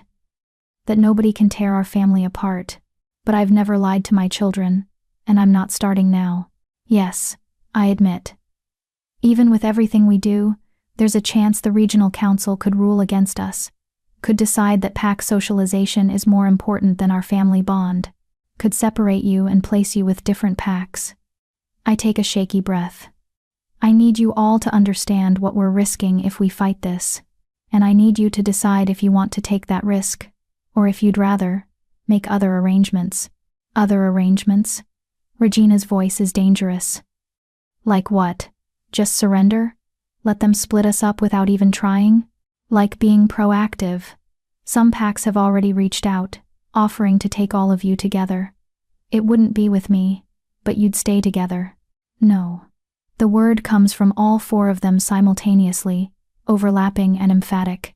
Mom, no, Lyric says, her amber eyes blazing. We're not leaving you. We're not going to some pack that only wants us because of our bloodlines. We're fighting. Even if we lose? I ask. Even if fighting makes things worse? Even then, Ezra says firmly. Because at least we'll lose together. Having tried. That's better than giving up and wondering what might have been. Thalia climbs into my lap. She's getting too big for it, really. But she curls up against me like she used to when she first came to live with us at 6 years old. Small and scared, and convinced she'd set me on fire in her sleep. You saved us, she says quietly. All of us. When nobody else wanted us, when our own packs threw us away, you took us in and made us a family. We're not abandoning you just because someone says we should. I hold her close, tears streaming down my face, and feel the other 3 pile in Regina wrapping his long arms around us from behind. Lyric pressing against my side, Ezra taking my hand and squeezing tight. This is what Damien will never understand. This is what the pack system, with all its emphasis on blood and hierarchy and proper socialization, completely misses. Family isn't about who bore you, or what bloodline you carry. It's about who shows up, who stays, who fights for you even when the world says you're not worth fighting for. Okay, I say when I can speak again. Okay. Then we claim the territory, we activate the wards, and we show the regional council exactly what kind of family we are. When? Regina asks. This weekend. Lydia's filing the claim tomorrow morning, and we'll do the ward activation Saturday night. I pull back to look at each of them. This is going to change everything. Once we do this, there's no going back to hiding. We'll be visible, established, a target for anyone who wants to challenge us. Good, Lyric says fiercely. I'm tired of hiding. Then we're doing this, I say. All of us together. All of us together. They echo back. Friday passes in a blur of preparation. Lydia files the territorial claim under emergency provisions, citing credible threat to family unity. The regional council's response is immediate and bureaucratic. They've received the claim. It's under review. A decision will be rendered within 30 days. 30 days. An eternity and no time at all. Damien's response is even faster. My phone buzzes at 3 p.m. with a message that makes my blood boil. Damien, you're making a mistake. Those children deserve better than a delusional human playing at being a mother. Withdraw the claim and I'll recommend they be placed together. Keep fighting, and I'll make sure they're separated, and you never see them again. I show the message to Lydia, who photographs it immediately. Evidence of coercion and threats, she says with satisfaction. Keep them coming, Damien. Every message makes our case stronger. But that night, alone in the darkness of my living room, I let myself feel the fear I've been holding back. What if we lose? What if my arrogance and pride cost my children everything? What if I'm leading them into a battle we can't win? My phone buzzes again. I almost ignore it, but something makes me check. Rebecca, he knows I warned you. Not about this specific message, but he suspects. Be careful, and whatever happens, thank you for showing me what real strength looks like. I stare at that message for a long time, wondering what it cost her to send it, wondering what price she'll pay for her moment of solidarity. Then I delete it, protecting her the only way I can, and force myself to sleep. Because tomorrow, we go to war. Saturday morning dawns clear and cold, perfect weather for the most important ritual of our lives. We pack everything we might need: clothes, important documents, the few possessions that make a house feel like home. Lydia meets us at the apartment at 8 a.m. with a moving truck, and 3 pack members she's personally vetted, wolves who believe in bloodline rights over pack politics, who've agreed to help us move and witness the ward activation. The drive to the territory feels both endless and too short. My children are silent, each processing what's about to happen in their own way. Regina stares out the window with the intense focus of someone preparing for battle. Lyric fidgets constantly, channeling nervous energy into movement. Ezra has his eyes closed, possibly meditating or possibly just withdrawing into himself the way he does when overwhelmed. Thalia holds my hand, her palm fever-warm, and doesn't let go. We arrive at the property as noon approaches. The wards recognize us this time, welcoming rather than warning, and I feel something settle in my chest. We're home. The next several hours are controlled chaos, unloading boxes, claiming bedrooms, doing the basic cleaning necessary to make the house livable. Lydia's pack members help without question, respecting our family's space while still providing the physical labor we need. By 6 p.m., as the sun starts its descent, we're as ready as we're going to be. The ward activation should happen at sunset, Lydia says, gathering us in the tower room. That's when the boundary between day and night is thinnest, when old magic is most receptive. Each of you will stand at your designated window: Regina north, Lyric east, Thalia south, Ezra west. Ruth, you'll stand in the center of the compass rose. What do I do? I ask. I don't have a bloodline to offer. You offer intention, purpose, the reason these wards should wake. She meets my eyes. You're the heart of this family, Ruth. Your children are the cardinal points, but you're what holds them together. The wards will recognize that. I'm not convinced, but there's no time to argue. The sun is already touching the horizon, painting the sky in shades of gold and crimson. My children take their positions at the windows, Regina facing north, his dark eyes serious and focused, Lyric facing east, practically vibrating with anticipation, Thalia facing south, her small hands already starting to glow with inner fire, Ezra facing west, his silver eyes reflecting the dying light. I stand in the center of the compass rose, my heart pounding so hard I'm sure everyone can hear it. Now, Lydia says softly, call your power, let it flow through you, through the land, through each other, and speak your intention, tell the wards why they should wake. For a moment, nothing happens. We're just 5 people standing in an empty room, playing at magic we don't fully understand. Then, Regina speaks. I am Nightshade. His voice resonates with power far beyond his 15 years. Shadow and strength. I claim this land for my family. I am Goldcrest, Lyric adds, her voice bright and fierce. Sun and new beginnings. I claim this land for my family. I am Emberfell, Thalia says, flames dancing along her arms now. Fire and transformation. I claim this land for my family. I am Moonborn, Ezra finishes, his eyes glowing silver. Wisdom and the changing tide. I claim this land for my family. They all turn to look at me expectantly, waiting for me to complete the ritual, but I have no bloodline to claim, no ancient power to call. I'm just a human woman who refused to accept that rejection was the end of her story. I close my eyes and speak from the heart. I am nothing and nobody, no bloodline, No pack, no wolf to mark my place in your hierarchy. I open my eyes, meeting the gaze of each of my children in turn. But I am theirs, and they are mine. By choice, not fate. By love, not obligation. And if that's not enough for your ancient magic, then we'll find another way. Because I'm not losing them. Not to pack politics, not to Damien's revenge, not to a system that values blood over bond. The silence that follows feels eternal. Then the wards wake. It's not gentle, it's not quiet. The compass rose beneath my feet, blazes to life, light pouring up through the inlaid symbols.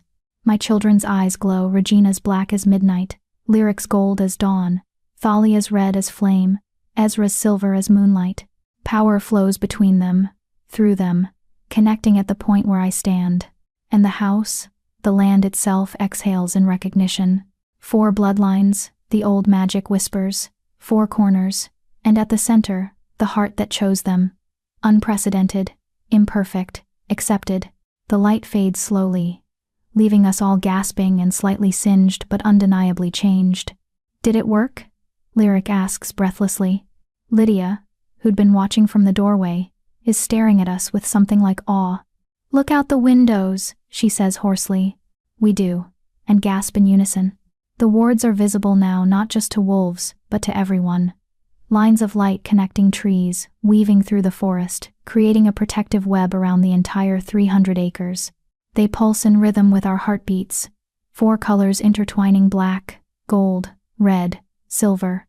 You did it, Lydia says.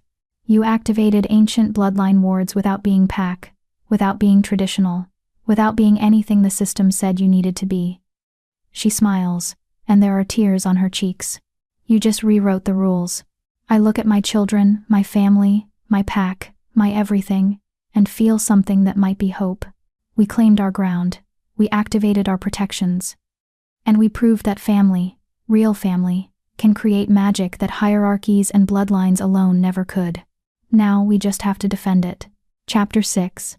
The first week in our new home passes in a strange state of suspension, waiting for the other shoe to drop, for Damien's next move, for the regional council to respond to our accelerated claim.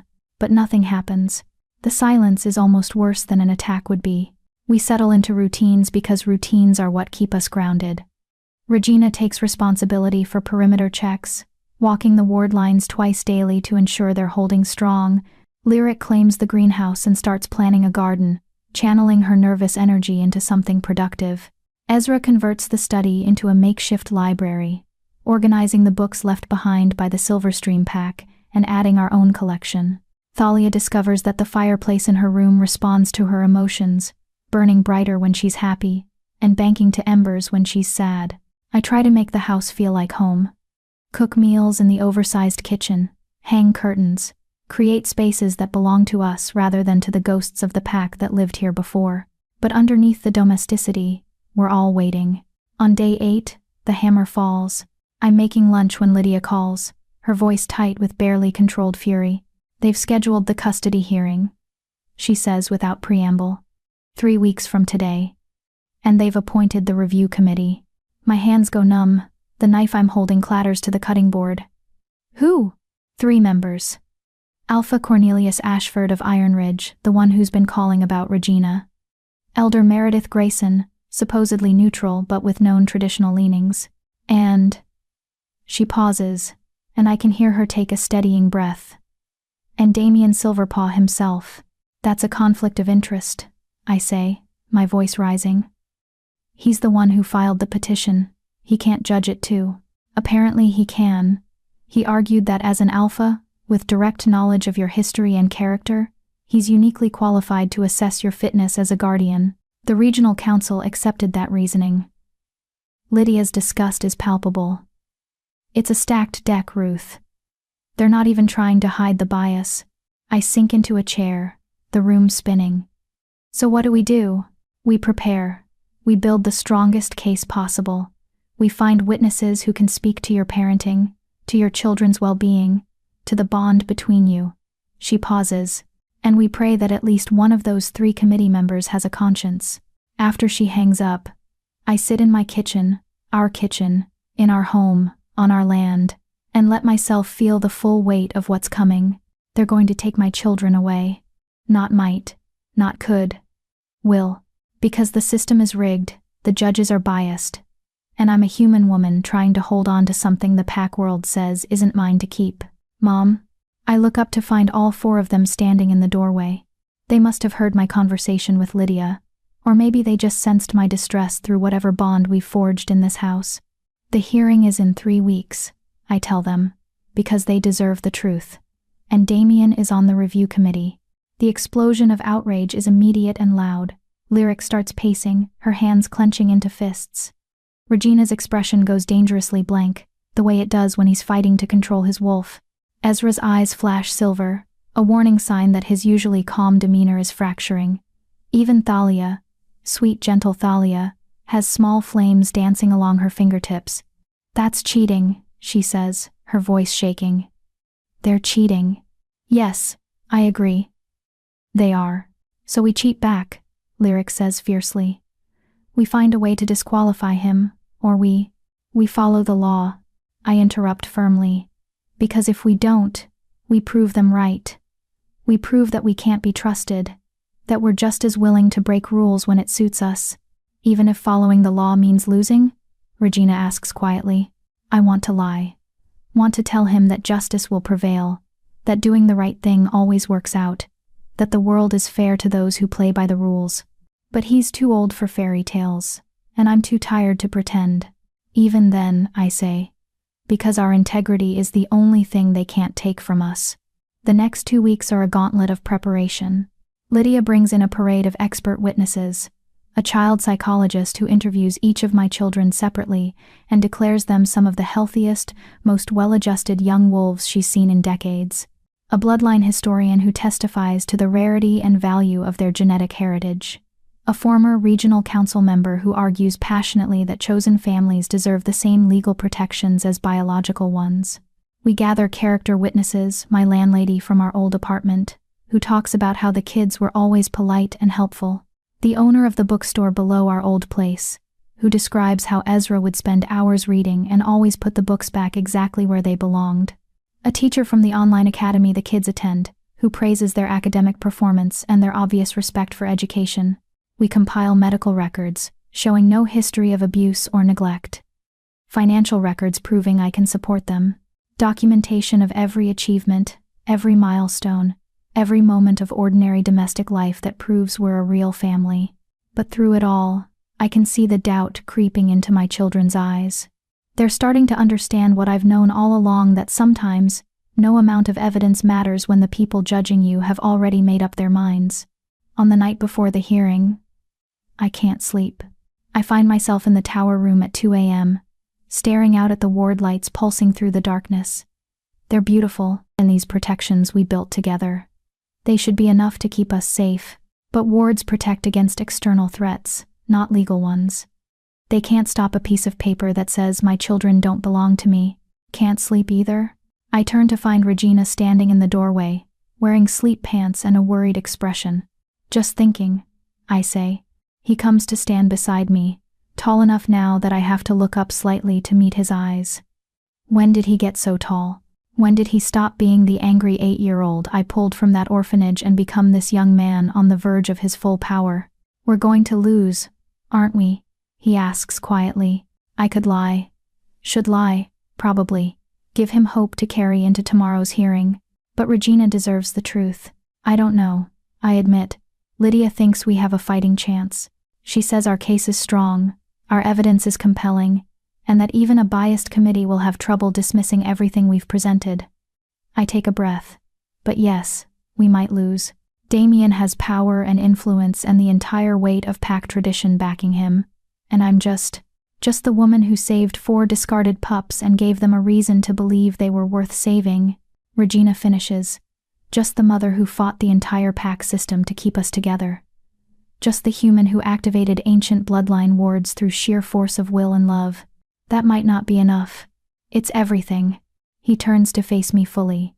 Mom, I need you to understand something.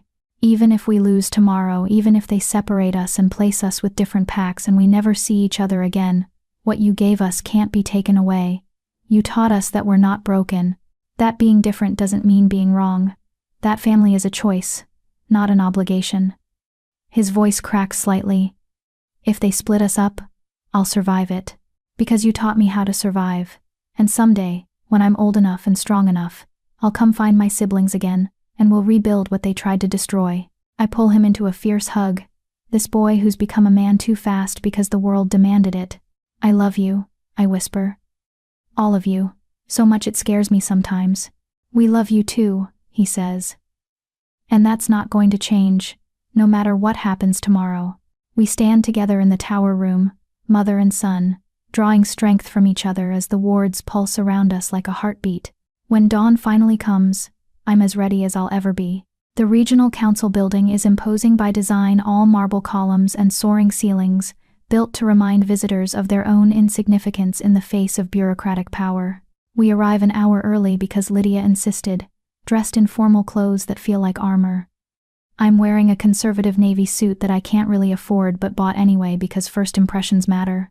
My children are dressed similarly, Regina in a suit that makes him look older and more dangerous, the girls in dresses that balance modesty with dignity, Ezra in slacks and a button-down that he keeps tugging at uncomfortably. We look like we're going to a funeral. Maybe we are. The hearing room is smaller than I expected, more conference room than courtroom, with a long table for the review committee and chairs arranged in rows for witnesses and observers. There's no judge's bench, no witness stand, just functional furniture and fluorescent lighting that makes everything look slightly jaundiced. Damien is already there when we arrive, sitting at the committee table and looking annoyingly comfortable. He's wearing an expensive suit and the kind of confident expression that comes from knowing the game is rigged in your favor. When his eyes land on me, something cold and triumphant flickers across his face. He thinks he's already won. Alpha Cornelius sits to his left, the older man who's been calling about Regina, looking stern and official. Elder Meredith sits to his right, a silver-haired woman with sharp eyes and an expression that gives nothing away. "All rise for the review committee," someone announces, even though the committee is already seated. We stand anyway, following protocol. Elder Meredith speaks first. "This hearing is convened to review the custody arrangement of 4 minor wolves currently under the guardianship of Ruth Waldrop, human-born and unaffiliated with any recognized pack. The committee will hear testimony from both parties, review submitted evidence, and render a decision regarding the appropriateness of this arrangement." She looks directly at me. "Miss Waldrop, you understand that the burden of proof rests with you. You must demonstrate that your guardianship serves the best interests of these children better than traditional pack placement." "I understand," I say, keeping my voice steady. "Very well. We'll begin with opening statements. Miss Waldrop, you may proceed." I stand, my hands shaking slightly, and face the 3 people who hold my family's fate in their hands. 3 years ago, I was rejected by my mate and cast out of my pack because my body couldn't give him what he wanted. I was told I was worthless, broken, a genetic dead end. I believed it for a while. Believed that without the ability to bear children, I had no purpose, no value. I take a breath. Then I met Regina, an 8-year-old boy with more rage than his small body could contain, abandoned by the Nightshade pack for being too aggressive. They'd left him in a human orphanage with no explanation, no support, no acknowledgement that he ever existed. I glance at my son, who's sitting perfectly still, his face carefully neutral. I wasn't looking to become a mother.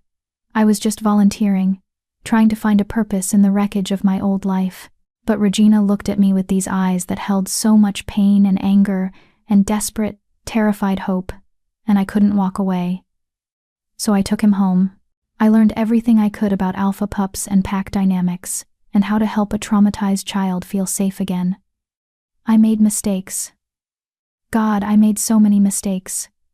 But I showed up every day. I didn't give up on him, even when he gave me every reason to. "Miss Waldrop," Elder Meredith interrupts. "This is all very touching, but I'm establishing pattern," I say firmly. Because a year later, I found Lyric, a 10-year-old with Goldcrest bloodline, declared illegitimate and denied by her birth pack. She was in the foster system, bouncing between homes that couldn't handle a wolf child. I brought her home to Regina, and we became 3. Then Ezra, abandoned by the Moonborn pack for having cursed eyes. Then Thalia, one of the Emberfell survivors that her pack couldn't afford to keep. I lean forward, my hands flat on the table. 4 children. 4 ancient bloodlines. 4 souls that the pack system declared disposable. I didn't rescue them, they rescued me. They gave me a family when I thought I'd never have one. They gave me purpose when I thought I was worthless. And together, we built something that your laws say shouldn't exist but that works better than most traditional pack structures. Are you finished? Damien asks, his voice dripping with disdain. No. I turn to face him directly. You filed this petition, claiming my children need proper pack socialization and appropriate guidance. But you're the same man who rejected me for being barren, who publicly humiliated me to justify his own cruelty, who invited me to your pup ceremony specifically to mock my pain. You don't care about my children's well-being. You care about punishing me for daring to thrive after you tried to destroy me. The room goes completely silent. That's a serious accusation, Alpha Cornelius says carefully. It's the truth. And everyone in this room knows it. I straighten my shoulders. I'm not the perfect mother. I'm not a wolf. I can't shift. I can't teach them everything about pack dynamics and hierarchy. But I love them. Unconditionally. Completely. Without reservation. And I've proven, over 3 years, and through every challenge, that love is enough. That chosen family is real family. That my children are thriving under my care. I sit down, my heart pounding, and feel Regina's hand find mine under the table and squeeze. Damien's opening statement is everything I expected. Cold, clinical, focused on my deficiencies. I'm human, therefore unqualified. I have no pack support, therefore isolated. I lack the resources and knowledge to properly prepare alpha-blooded pups for their future roles. He makes it all sound so reasonable, so logical. That's what makes it terrifying. The hearing proceeds with witness testimony. Lydia's experts speak eloquently about child development and bloodline significance. My character witnesses paint a picture of a devoted mother and well-adjusted children. Then Damien's witnesses take their turn. A pack psychologist testifies that children raised outside pack structures often struggle with identity and belonging. A bloodline specialist argues that ancient lines require specific cultural education that a human guardian can't provide. An alpha from a neighboring pack suggests that my children's genetic heritage is too valuable to be wasted on a non-traditional household. They never quite say I'm a bad mother.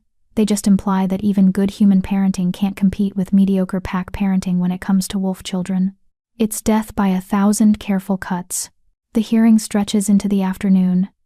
My children are called to testify one by one, asked questions designed to reveal cracks in our family structure. Regina is asked if he resents having a human mother who can't understand his wolf nature. He responds that understanding comes from listening, not from sharing DNA. Lyric is asked if she feels isolated from other young wolves. She responds that quality matters more than quantity when it comes to relationships. Ezra is asked if he wishes he'd been raised in a traditional pack. He responds that his birth pack called him cursed and threw him away. So no, he doesn't wish that at all. Thalia, the youngest, breaks my heart when she's asked if she understands what it means to have a mother who isn't a wolf. It means I have a mom who chose me, she says, her voice small but clear, not because she had to, but because she wanted to. That feels more special than being born to someone who might not have wanted you. Even Elder Meredith looks affected by that response. But Damien remains unmoved. As the day wears on, I can feel our case slipping away. We have love and evidence and compelling testimony. They have tradition and precedent, and the full weight of a system that wasn't designed to accommodate families like ours. Finally, as the sun starts to set, Elder Meredith calls for closing statements. Damien stands, and his final argument is devastating in its simplicity. Nobody disputes that Miss Waldrop loves these children. Nobody disputes that she's tried her best. But love and effort aren't sufficient when we're talking about 4 of the most significant bloodlines in our species' history. These children represent genetic legacies that predate modern pack structures by millennia. They carry the potential to revitalize lines we thought were lost. That potential is too important to be left in the hands of someone who, through no fault of her own, simply cannot provide what they need to reach their full potential. He looks at my children with something that might be genuine sympathy. They deserve pack families who can teach them their heritage, alpha mentors who can guide their development, connections to their ancestral lines that will help them understand who they are and what they're meant to become. Miss Waldrop gave them stability when they had none, and for that, she should be commended. But now it's time to ensure they receive the specialized care their unique situations require. He sits down, and I know with horrible certainty that he's won, because he made it sound so reasonable, so caring, so much about the children's needs rather than his revenge. It's my turn now. My last chance to save my family. I stand on shaking legs and face the committee. Everything Alpha Damien said is true. I begin, and I see confusion flicker across Lydia's face. My children do deserve connections to their heritage. They do need alpha mentors and pack guidance. They absolutely should understand their bloodlines and what they mean. I pause, gathering my courage. But here's what he didn't say. Those 4 bloodlines? They were destroyed by pack politics. The Nightshade pack imploded from infighting.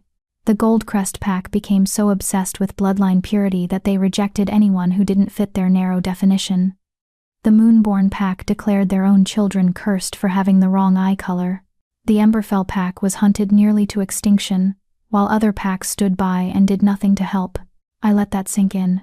The pack system didn't preserve these precious bloodlines, it destroyed them. And now that my children have survived despite being discarded by that system, suddenly everyone wants to reclaim them, wants to profit from their genetic heritage, use their bloodlines for political leverage, force them into molds that nearly killed their ancestors. I move to stand behind my children, placing a hand on each of their shoulders. I can't teach them everything about pack dynamics.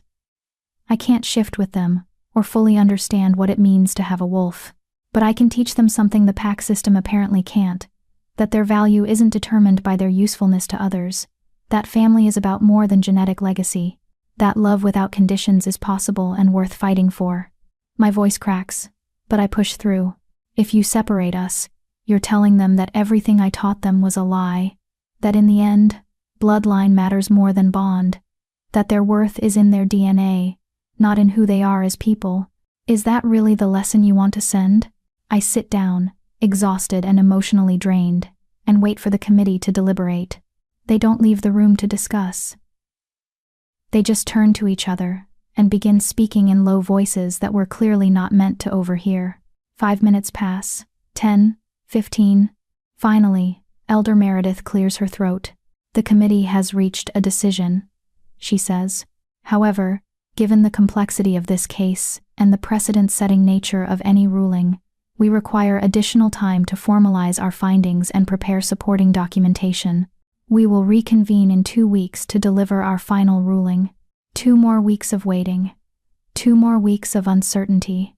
2 more weeks of holding on to something we might lose. This hearing is adjourned. We file out of the building in silence, too exhausted and wrung out to speak. Lydia tries to offer some encouraging words about how the delay might mean they're taking our arguments seriously, but nobody has the energy to respond. We're halfway to the parking lot when Damien catches up with us. Ruth, a word. I turn to face him, keeping my children behind me. I have nothing to say to you. Then listen. He glances at the kids, then back to me. Withdraw your claim to the territory. Drop your challenge to the custody petition. Let them be placed with appropriate packs, and I'll make sure they're placed together. You can have visitation rights, supervised access. They won't lose you completely, but they'll lose each other, I say, because we both know placed together means in one pack under one alpha's authority, with their bloodlines controlled and their futures dictated by politics. They'll have structure, training, opportunities you can't provide. They'll have a cage.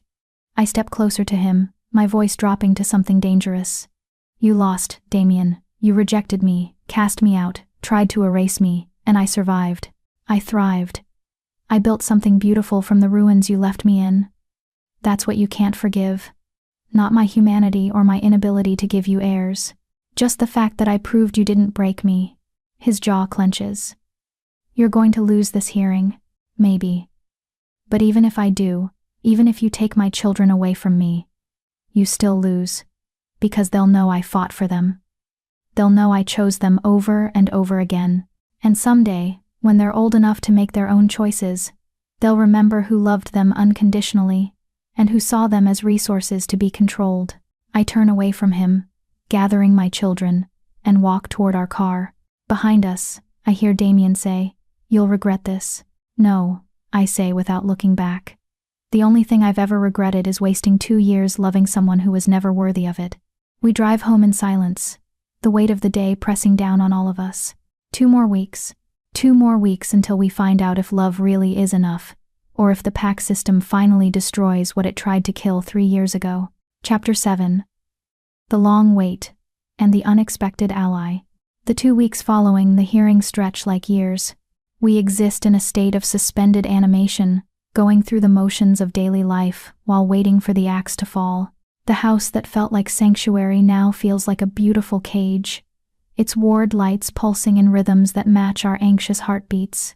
I catch my children looking at each other with expressions that break my heart, memorizing faces, cataloging mannerisms, storing up memories against the possibility that they'll soon be all they have left of each other.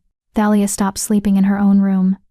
She drags her blankets into her sister's room every night, curling up between Lyric and the wall like she used to when she first came to us.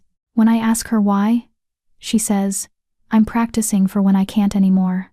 Ezra spends hours in the study, organizing and reorganizing the books, creating systems, building structures, controlling the one small piece of his world that he can. He doesn't talk about what he's feeling, but I find notes tucked into various books, messages for his siblings, telling them things he might not get to say in person. "Lyric, you're braver than you think. Don't let anyone make you small. Regina, it's okay to ask for help sometimes. Strength isn't the same as invulnerability. Thalia, your fire is a gift, not a curse. Burn bright." Lyric channels everything into the greenhouse, working the soil with an intensity that borders on obsession. She's planning next year's garden, even though she might not be here to see it grow, building something for the future as an act of defiance against the uncertainty. And Regina becomes my shadow, following me room to room, helping with mundane tasks, never quite leaving me alone.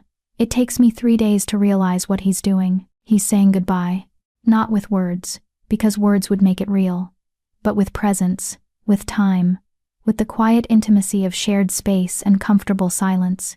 On day 4, I find him sitting on the back porch at dawn, staring out at the forest with an expression too old for his 15-year-old face. I sit beside him without speaking, and we watch the sunrise paint the sky in shades of rose and gold. "I've been thinking," he says finally, his voice rough, "about what happens if we lose. If they split us up." "Regina." "No, listen, I need to say this." He turns to face me, and his eyes, those dark nightshade eyes that once held nothing but rage, are filled with something that looks like peace. "If they separate us, I'm not going to fight it, not physically. I'm not going to give them any excuse to call me violent or uncontrollable, or prove that I'm too aggressive to be worth keeping. You're not. I know, you taught me that. But Mom, I need you to understand I'm going to cooperate with whatever pack they place me in. I'm going to be the perfect pack member. I'm going to learn everything they teach me, follow every rule, prove that I'm valuable and trustworthy, and exactly what an alpha-blooded wolf should be."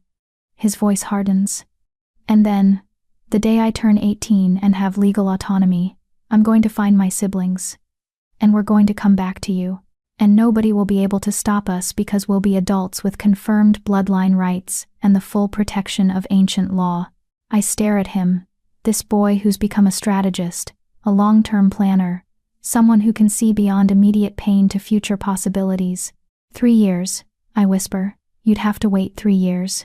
I'd wait 30 if that's what it took. Because you taught me that family isn't about proximity or convenience, it's about commitment. And I'm committed to this family, to you, to Lyric, to Ezra, to Thalia for the rest of my life." He takes my hand. "So, if we lose in 5 days, I need you to let me go without making it harder. I need you to trust that this isn't the end, just a detour. Can you do that?" I want to say no. Want to tell him that I'll fight with everything I have, that we'll run if we have to, that I'll never voluntarily let him go. But he's asking me to be strong for him, to make this easier rather than harder. I can try, I say finally. That's all I ask. We sit together as the sun climbs higher, and I commit this moment to memory, the weight of his hand in mine, the solid warmth of his shoulder pressed against mine, the quiet strength he radiates, even while planning for heartbreak. On day 7, we get an unexpected visitor. I'm in the kitchen making lunch, when the wards hum with recognition, someone with authorized access approaching. I tense, wondering if it's Lydia with bad news, but when I look out the window, I see a car I don't recognize pulling up the drive. A woman emerges.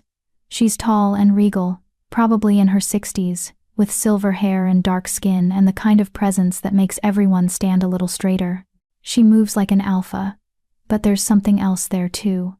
An ancient quality that speaks of bloodline and power that predates modern pack structures. Regina appears at my elbow, his body tensed for a fight. I don't recognize her scent. Stay close, I murmur, moving toward the door. The woman is halfway up the porch steps when I open it. She stops, looking me over with sharp, dark eyes that miss nothing. Ruth Waldrop, she says. It's not a question. I'm Sage Emberfell. We've communicated through your lawyer, but I wanted to meet you in person. Sage. The Emberfell survivor who provided testimony for Thalia's bloodline verification. What are you doing here? I ask cautiously, ensuring the regional council doesn't make a catastrophic mistake. She glances at Regina, and something like approval flickers across her face. Nightshade. Yes? You have your grandfather's eyes. You knew my grandfather? I knew many things before the world went mad and decided ancient bloodlines were expendable. She returns her attention to me. May I come in? What I have to say isn't meant for the trees. I hesitate, but Regina nods slightly, some instinct telling him she's not a threat. I open the door wider, and Sage Emberfell steps into our home. The other children materialize from various rooms, drawn by the presence of a stranger. Sage's eyes land on Thalia, and her entire demeanor softens. Little fire, she says gently. You've grown. You knew me? Thalia asks, confused. I held you when you were 3 days old. Sang you the old songs, taught your mother how to manage your temperature swings. Sage's smile is sad. And then the hunters came, and I was away on a scouting mission, and when I came back, everyone was dead or scattered, including you. You could have found me, Thalia says, and there's accusation in her voice. You could have looked. I tried. But the remaining Emberfell adults decided to prioritize the strongest fire wielders, the ones most likely to carry on the line. You were deemed adequate but not exceptional, so you went to human foster care. Sage's voice hardens. I argued. I fought. I was outvoted, and by the time I had the resources to track you down, Ruth had already claimed you. She looks at me then, and there's something complicated in her expression, gratitude and regret, and maybe a little envy. You gave her what her own people couldn't. A home. Unconditional love. The space to develop her gifts without the pressure of being a genetic legacy. She gestures to my other children. You gave all of them that, which is why I'm here. She reaches into her bag and pulls out a thick folder, setting it on my kitchen table. Legal precedent. 23 cases over the last 150 years where the regional council ruled on custody disputes involving non-traditional guardians and rare bloodlines. I've analyzed every single one, looking for patterns, arguments that worked, technicalities that were exploited. She taps the folder. This is your ammunition. I stare at the folder like it might explode. Why would you help us? Because the alternative is watching history repeat itself. Watching the pack system destroy these bloodlines again. Just more slowly this time. By separating your children, placing them with families who will see them as resources first and children second.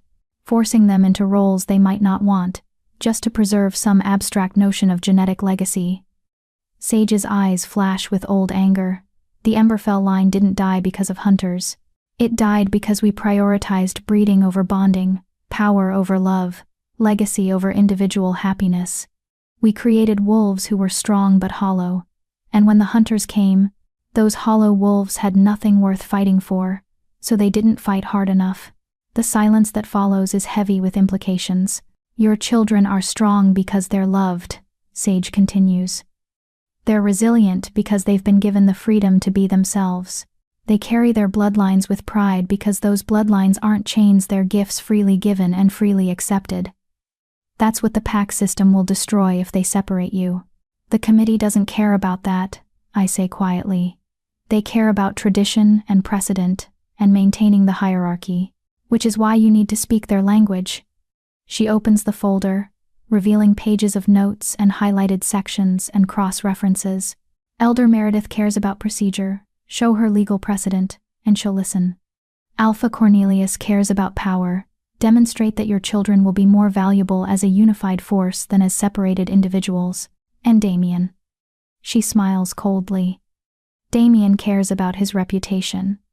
So you expose the revenge motive. You make it clear that ruling in his favor makes the entire committee look complicit in a personal vendetta. How do I do that? I ask. You call witnesses he doesn't expect. People who can testify to his treatment of you during your mating, his reasons for rejection, his pattern of cruelty disguised as duty. She pulls out another document. I've compiled a list. Former Silverpaw Pack members who left because they disagreed with his methods. Wolves who witnessed your relationship and can speak to his character. It's not pretty, and it will make enemies. But it might also make the committee think twice about rubber stamping his petition. I look at Lydia's carefully compiled evidence, at Sage's new ammunition, at my children watching with fragile hope in their eyes. This could work, Regina says slowly, if we go on offense instead of defense, if we make the hearing about Damien's fitness to judge rather than Mom's fitness to parent. It's risky, Sage warns. It'll burn bridges, make powerful people very angry. You'll have enemies for years. We already have enemies, Lyric points out. At least this way, we're fighting back. I think about everything we've been through. The ceremony where Damien tried to humiliate me and I walked in with my head high. The territorial claim that said, we deserve a home. The ward activation that proved our family is real and powerful.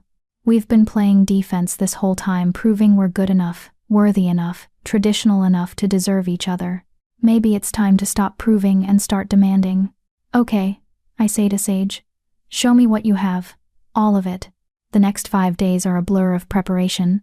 Sage moves into one of the outbuildings, claiming she wants to be close in case we need real-time advice. But I think she's also drawn to this place, to the ward lights that pulse with Emberfell fire among other ancient signatures, to the possibility that maybe her bloodline isn't as extinct as she thought. She and Thalia spend hours together, the older woman teaching the younger one things about fire control and Emberfell history that I could never provide. I watch them and feel something complicated, gratitude that my daughter is connecting with her heritage, and a small, selfish fear that Sage could provide what I never can. But then Thalia runs to me at dinner, breathless with excitement about what she learned, and I realize the fear is groundless. Sage can teach her about fire. I taught her about family. Both matter, neither is sufficient alone. Lydia arrives on day 10 with our witness list expanded. She's found 3 former Silverpaw Pack members willing to testify about Damien's behavior during our mating. One of them, a woman named Clara, who used to be my closest friend, before the rejection has written a statement that makes me want to cry. Damien never loved Ruth. He loved the idea of her Abeda's daughter who could strengthen alliances and produce heirs. When she failed at the producing part, he discarded her without a second thought. I watched him become colder and crueler over 2 years, treating her like a broken appliance rather than a person. And when he rejected her, he did it publicly, specifically to humiliate her. This custody petition isn't about the children's welfare. It's about punishing Ruth for having the audacity to thrive after he tried to destroy her. She's putting her neck on the line, Lydia says. Testifying against an alpha, especially one as vindictive as Damien, could get her blacklisted from Pack Society. Then why is she doing it? I ask. Because she says she owes you, that she should have stood by you 3 years ago and didn't. And this is her chance to make it right. Lydia slides the statement across the table. Do you want her to testify? I think about Clara, bright, funny, loyal right up, until loyalty became inconvenient. The friend who sent that text saying she couldn't be associated with this situation. Part of me wants to tell her no. to let her live with her guilt, without offering her the redemption of helping now. But the larger part, the part that understands how hard it is to stand against the system, to risk everything for principle, knows that people deserve second chances. Yes, I say. Tell her yes. On day 12, Rebecca calls. I almost don't answer. We haven't spoken since her warning at the coffee shop, and I'm not sure what else she could tell me that would help. But curiosity wins again. Rebecca? Ruth. She pauses, and I hear what sounds like a door closing. I need to tell you something. About the committee. My heart stops. What about them? Elder Meredith came to visit Damien yesterday. I overheard part of their conversation. They weren't as private as they thought. She takes a breath. She's leaning toward ruling in your favor. She thinks the evidence is compelling, that separating siblings would cause significant harm, and that Damien's presence on the committee is problematic. Hope flares in my chest. That's good news. It would be, except Damien knows, and he's planning something for the final hearing. Something that will force Meredith to rule against you regardless of the evidence. Her voice drops to barely a whisper. I don't know what it is, but I heard him tell Alpha Cornelius that he has insurance against a negative ruling, that you'll destroy yourself at the hearing. Insurance? Destroy myself? Rebecca, what does that mean? I don't know. I'm sorry. I needed to warn you. Whatever he's planning, be careful. Don't give him ammunition. She hangs up before I can ask more questions. I sit in my kitchen, our kitchen, in our home, and try to figure out what Damien could possibly have planned that would make me destroy my own case. And I come up with nothing, which terrifies me more than if I could guess. The night before the final hearing, we gather in the tower room, all 5 of us, sitting in our designated positions, Regina at the north window, Lyric at the east, Thalia at the south, Ezra at the west, me in the center of the compass rose, where the wards recognize me not as a bloodline carrier but as the heart that holds them together. Whatever happens tomorrow, I say, my voice steady despite my fear. I need you all to know something. You are my greatest achievement. Not activating these wards, not claiming this territory, not standing up to the pack system. You, Regina, Lyric, Ezra, Thalia. You are what I'm most proud of in this world. Mom, Lyric starts, her voice thick with emotion. Let me finish. If we lose tomorrow, if they separate us, I need you to remember that what we built together was real, is real. Nothing they do can change the fact that we chose each other, that we loved each other, that we were a family. Regina corrects firmly. We are a family, present tense, and we're going to stay that way. We don't know that. Yes, we do. He stands, coming to stand beside me at the center. Because even if they physically separate us, even if we spend years apart, we'll still be family. The wards proved it. We activated ancient bloodline magic not because of our genetics, but because of our bond. That doesn't just disappear because some committee says it should.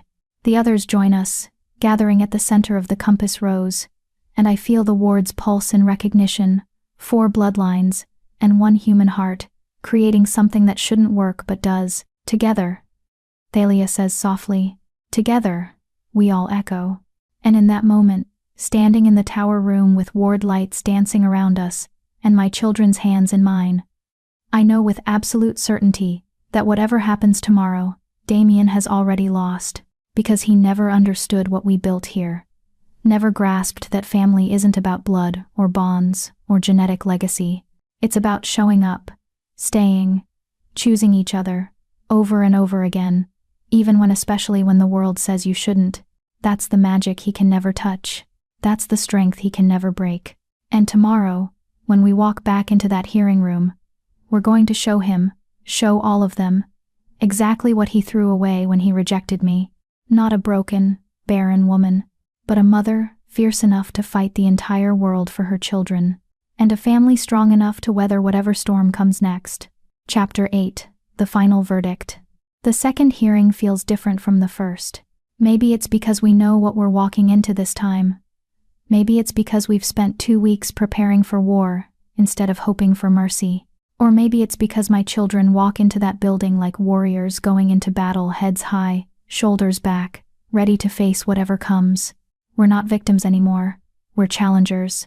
The hearing room is more crowded than before. Word has spread about the case. The rejected, Barren Luna, raising 4 ancient bloodline heirs, fighting the system that threw them all away. People want to witness history. Or maybe they just want to see the spectacle of watching us fail publicly. Damien is already seated at the committee table, looking supremely confident. Alpha Cornelius sits beside him, expression neutral. Elder Meredith is the last to arrive. And when her eyes meet mine, I see something there that might be sympathy, or might be pity. I can't tell which, and I'm not sure which would be worse. This hearing is reconvened.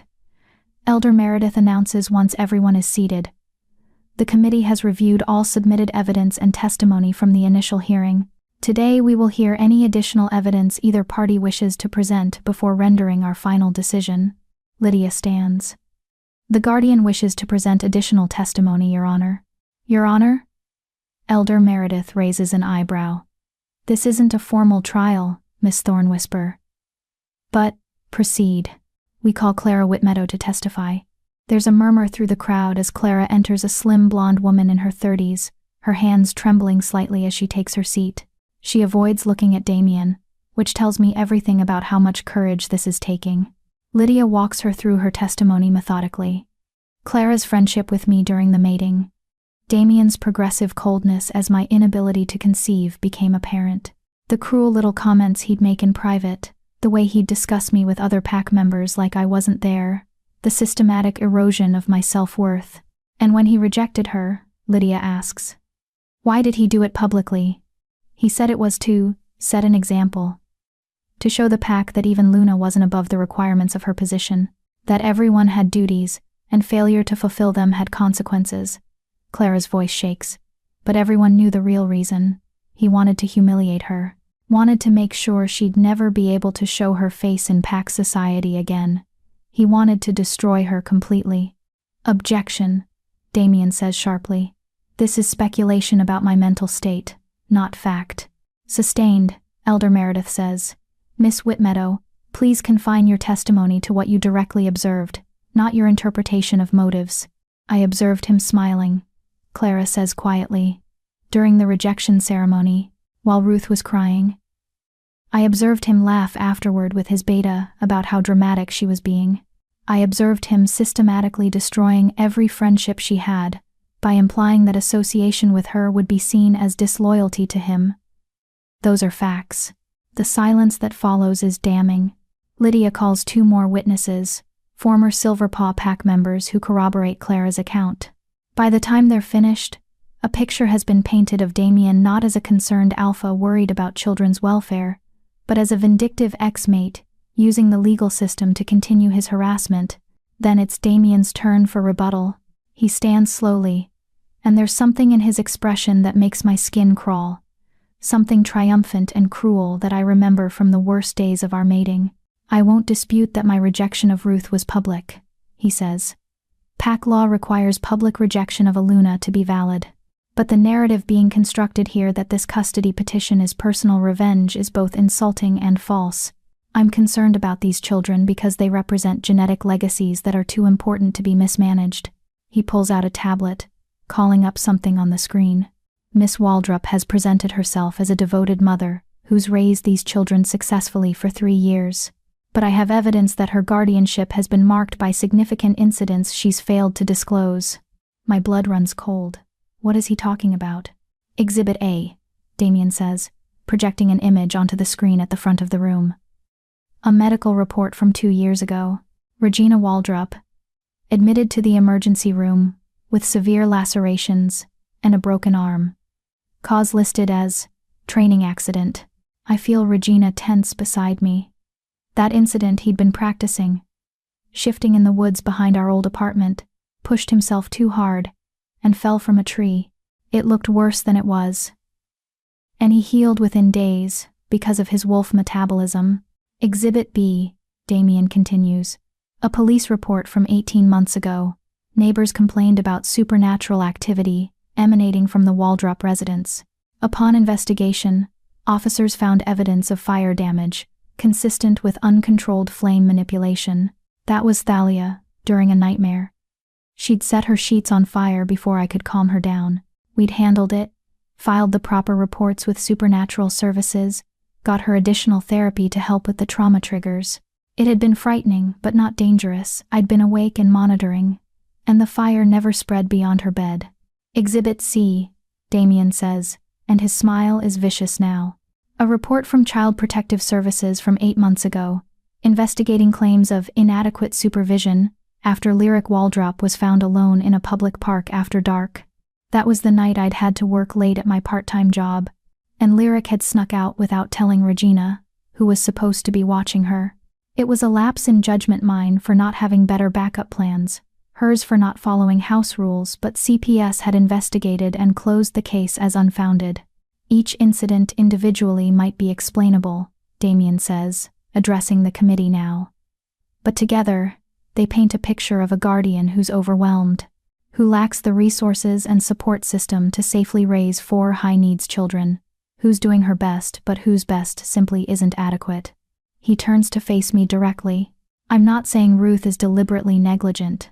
I'm saying she's human, raising supernatural children with complex needs, without PAC support or proper resources.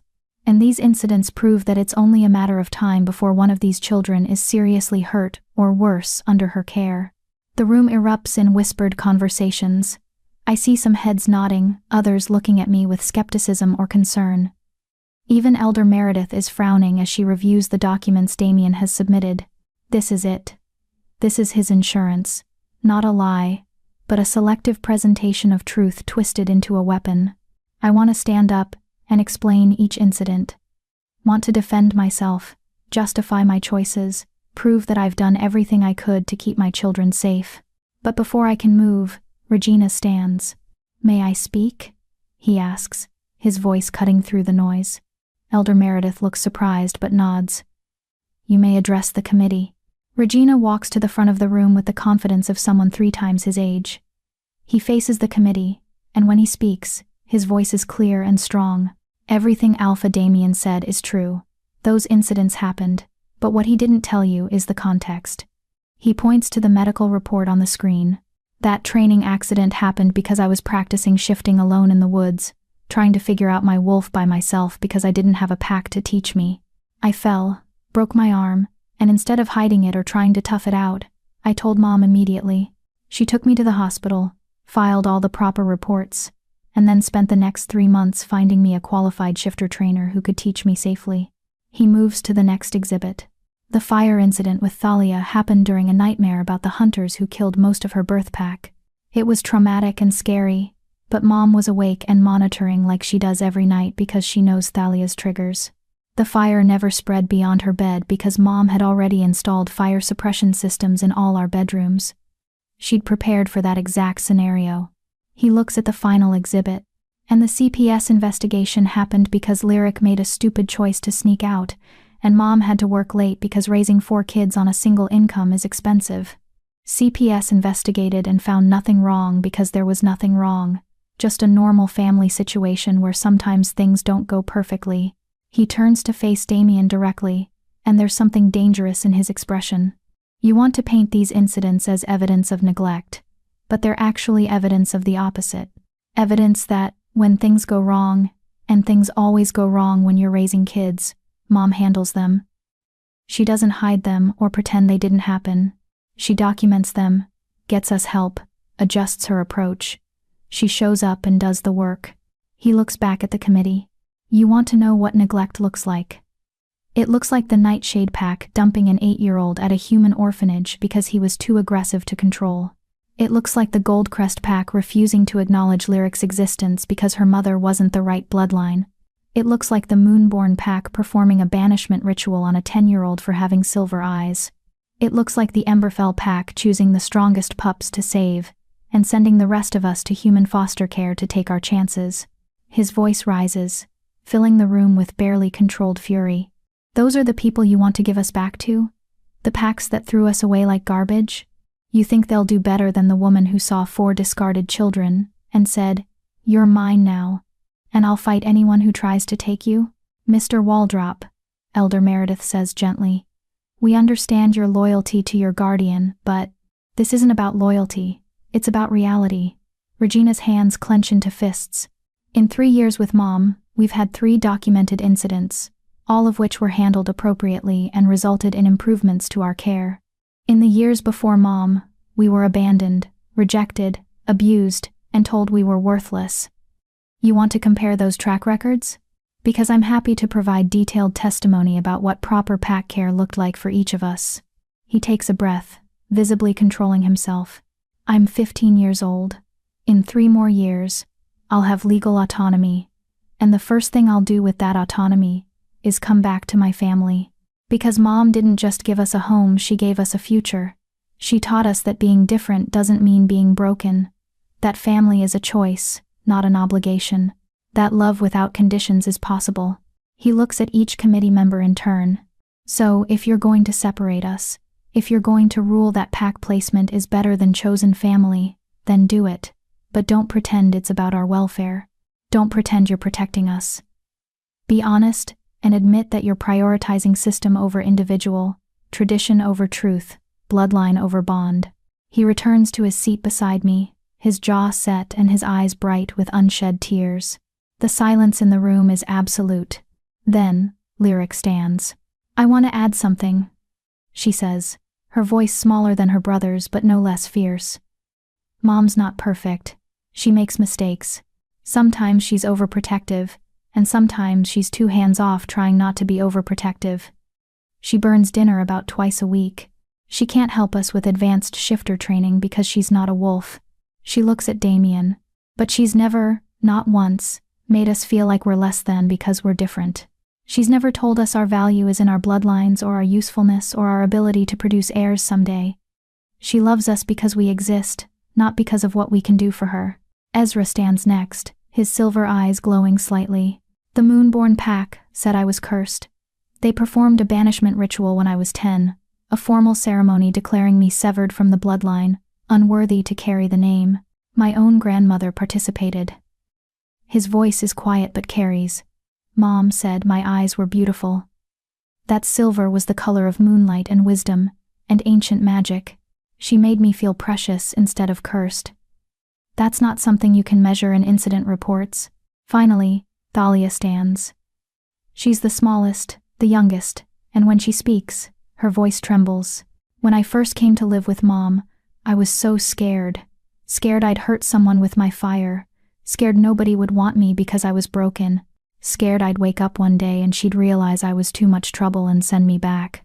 She looks at me, and tears are streaming down her face. But she didn't. Even when I set things on fire in my sleep, even when I had nightmares every night for 6 months, even when I was so scared and angry that I could barely function, she didn't send me back. She just held me and told me we'd figure it out together. She turns to the committee. You want to send us back to packs? To families who threw us away? You think that's better than staying with the person who chose us? Who fights for us? Who loves us even when we're difficult and complicated and expensive? She wipes her tears angrily. If you separate us, if you take us away from Mom, we'll survive, because she taught us how. But we'll know, for the rest of our lives, that the system values bloodline more than bond, that our genetic heritage matters more than our happiness. That love isn't actually enough. She sits down, and the room remains silent. Elder Meredith is staring at my children with an expression I can't read. Alpha Cornelius looks uncomfortable, his earlier confidence shaken. And Damien looks furious. This wasn't how his insurance was supposed to work. He'd presented evidence of my inadequacy, and instead of destroying me, it gave my children a platform to defend me. Does the guardian wish to make a statement? Elder Meredith asks me. I stand slowly, my legs shaking, and face the 3 people who hold my family's fate in their hands. My children said everything I could say, and they said it better than I could. I begin. They're right that I'm not perfect. I make mistakes. I'm learning as I go, figuring out how to raise supernatural children without a supernatural community to guide me. Sometimes I get it wrong. I take a breath, but I show up. Every day, every challenge, every crisis I show up. And when I fail, I adjust and try again. I don't have the resources of a pack, or the knowledge of generations of wolf rearing. What I have is love and commitment, and the absolute certainty that these 4 souls are the most important thing in my life. I look at Damien. You rejected me 3 years ago because I couldn't give you biological children. You told me I was worthless, broken, a failure as a mate, and a Luna. And you were right about one thing: I couldn't give you what you wanted. But you were wrong about my worth. I gesture to my children. These 4 proved that my worth isn't in my ability to breed. It's in my capacity to love, to choose, to build something meaningful from the wreckage of broken dreams. You threw me away because I didn't fit your needs. They chose me because they saw what you never could. That family is about more than biology or fate or pack bonds. I straighten my shoulders. So, if you rule against us, if you decide that pack placement is better than what we've built, I'll accept your decision. I'll let them go, because I love them enough to want what's best for them, even if that destroys me.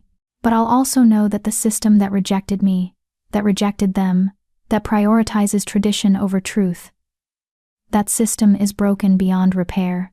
I sit down, and my children immediately reach for me, hands finding mine, shoulders pressing against mine, creating a united front. Elder Meredith looks at her fellow committee members. We need to deliberate. Please clear the room except for the parties directly involved and their legal counsel. The observers file out reluctantly, leaving just my family, Lydia, Damien, and the committee. The 3 committee members huddle together, speaking in low voices that were not meant to overhear. But I catch fragments. Unprecedented situation, clear evidence of strong bonds, but precedent requires. Personal vendetta cannot be ignored. 5 minutes pass, 10, 15. Finally, they break apart and return to their seats. Elder Meredith speaks first, her voice carefully neutral. This case has presented the committee with a unique challenge. On one hand, we have clear evidence of strong familial bonds, adequate care despite limited resources, and children who are thriving under non-traditional guardianship. On the other hand, we have legitimate concerns about the long-term viability of a human guardian, raising multiple alpha-blooded children, without pack support or supernatural community resources. She pauses, and my heart stops. After careful consideration of all evidence and testimony, the committee has reached a decision. The room holds its breath. We find that Ruth Waldrop's guardianship of Regina, Lyric, Ezra, and Thalia is adequate and in the children's best interests. The custody arrangement will be upheld. The world stops spinning. However, Elder Meredith continues, we are adding several conditions to this arrangement. First, Miss Waldrop will establish a formal support network of supernatural mentors who can provide guidance in areas where she lacks expertise. Second, quarterly check-ins with a regional council-appointed child welfare specialist to ensure the children's needs continue to be met. Third, the children will attend the annual bloodline gathering, where they can connect with others from their ancestral lines. She looks directly at me. These conditions are non-negotiable. Failure to comply will result in immediate custody review. Do you accept these terms? Yes, I say, my voice breaking. Yes, absolutely. Then this hearing is concluded. The custody arrangement stands, with modifications as stated. The gavel comes down. And it's over. We won. The room erupts. Lydia is hugging me. My children are crying and laughing and talking over each other, and somewhere in the chaos, I realize I'm crying too. We won. Damien stands abruptly, his chair scraping loudly. He looks at me with such hatred that it should frighten me, but I'm not frightened anymore. This isn't over, he says quietly, meant only for me. Yes, I tell him. It is. You lost, Damien. Not just this hearing, but the war you've been fighting with yourself. The one where you convince yourself that rejecting me was justified, that I deserved it, that you made the right choice. I smile, and it's genuine. But looking at you now, seeing how much energy you've spent trying to destroy me, I realize something. I'm the one who got free. You're still chained to hatred and regret, and you'll stay chained for the rest of your life while I go home to my family and live. I turn away from him, gathering my children, and walk out of the regional council building into the afternoon sunlight. Outside, Sage is waiting. When she sees our faces, she whoops with joy. You did it, she says, pulling me into a crushing hug. You actually did it. We did it, I correct, including everyone in my gaze. All of us together. Epilogue. 6 months later. The garden is Lyric's pride and joy. She spent 6 months coaxing life from the soil around our house, and now, in the early summer, everything is blooming. Tomatoes and peppers and herbs in neat rows, flowers along the edges, roses and daisies, and something purple she called lavender. I'm sitting on the back porch with a cup of coffee, watching her work, when Regina emerges from the woods on the northern edge of our property. He's been training with a mentor. Elder Meredith arranged an old nightshade wolf who survived his pack's collapse and now lives as a rogue. The man is teaching Regina everything about his heritage, his bloodline, the strength and shadow that defines who he is. My son is growing into his power, and it's both beautiful and terrifying to watch. Mom. Thalia calls from upstairs. Can Ezra and I go to the bloodline gathering next month? If you finish your schoolwork first, I call back. The bloodline gatherings have been good for them, chances to meet other wolves from ancient lines, to connect with their heritage in ways I could never provide. Thalia has found 3 other Emberfell survivors, and they've formed a small group that meets virtually between gatherings. Ezra has connected with a Moonborn historian, who's teaching him the old languages. They're building their own support networks, their own understanding of who they are beyond our family. And that's good. That's healthy. But they always come home. Mail's here, Lyric announces, jogging up from the mailbox at the end of our long driveway. She hands me a stack of envelopes, most of them junk, but one catches my eye. It's from Rebecca. I open it carefully, pulling out a handwritten letter on expensive stationery. Dear Ruth, I'm writing to let you know that I've left Damien, filed for divorce, claimed my pups, and moved to my father's territory in the east. It wasn't easy, and the legal battle is ongoing, but I couldn't stay anymore. Not after watching you fight so hard for your family while I sat by and let mine turn into a gilded cage. You showed me what strength looks like. Real strength, not the performative kind that alphas display, but the quiet, persistent kind that shows up day after day, even when the world says you're not enough. I don't know if we'll ever be friends. I don't expect forgiveness for staying silent while he tried to destroy you, but I wanted you to know that your example mattered, that watching you choose yourself and your children gave me the courage to do the same. Thank you for that. And congratulations on your victory. You deserved it. Rebecca. I fold the letter carefully and tuck it in my pocket. Maybe someday I'll respond. Maybe someday we'll find a way to be allies if not friends. But for now, I'm content to sit on my porch in the home we claimed, surrounded by the ward lights that pulse with our combined heartbeats, watching my children grow into themselves. Regina, practicing his dominance with a mentor who respects rather than fears his power. Lyric, coaxing life from soil, and proving that strength comes in many forms. Ezra, diving deep into books and history, building understanding from knowledge. Thalia, learning to control her fire while staying true to the passion that makes her burn bright. And me, no longer the broken, rejected Luna, but simply Mom, imperfect, overwhelmed, making it up as I go, but showing up. Always showing up. Mom!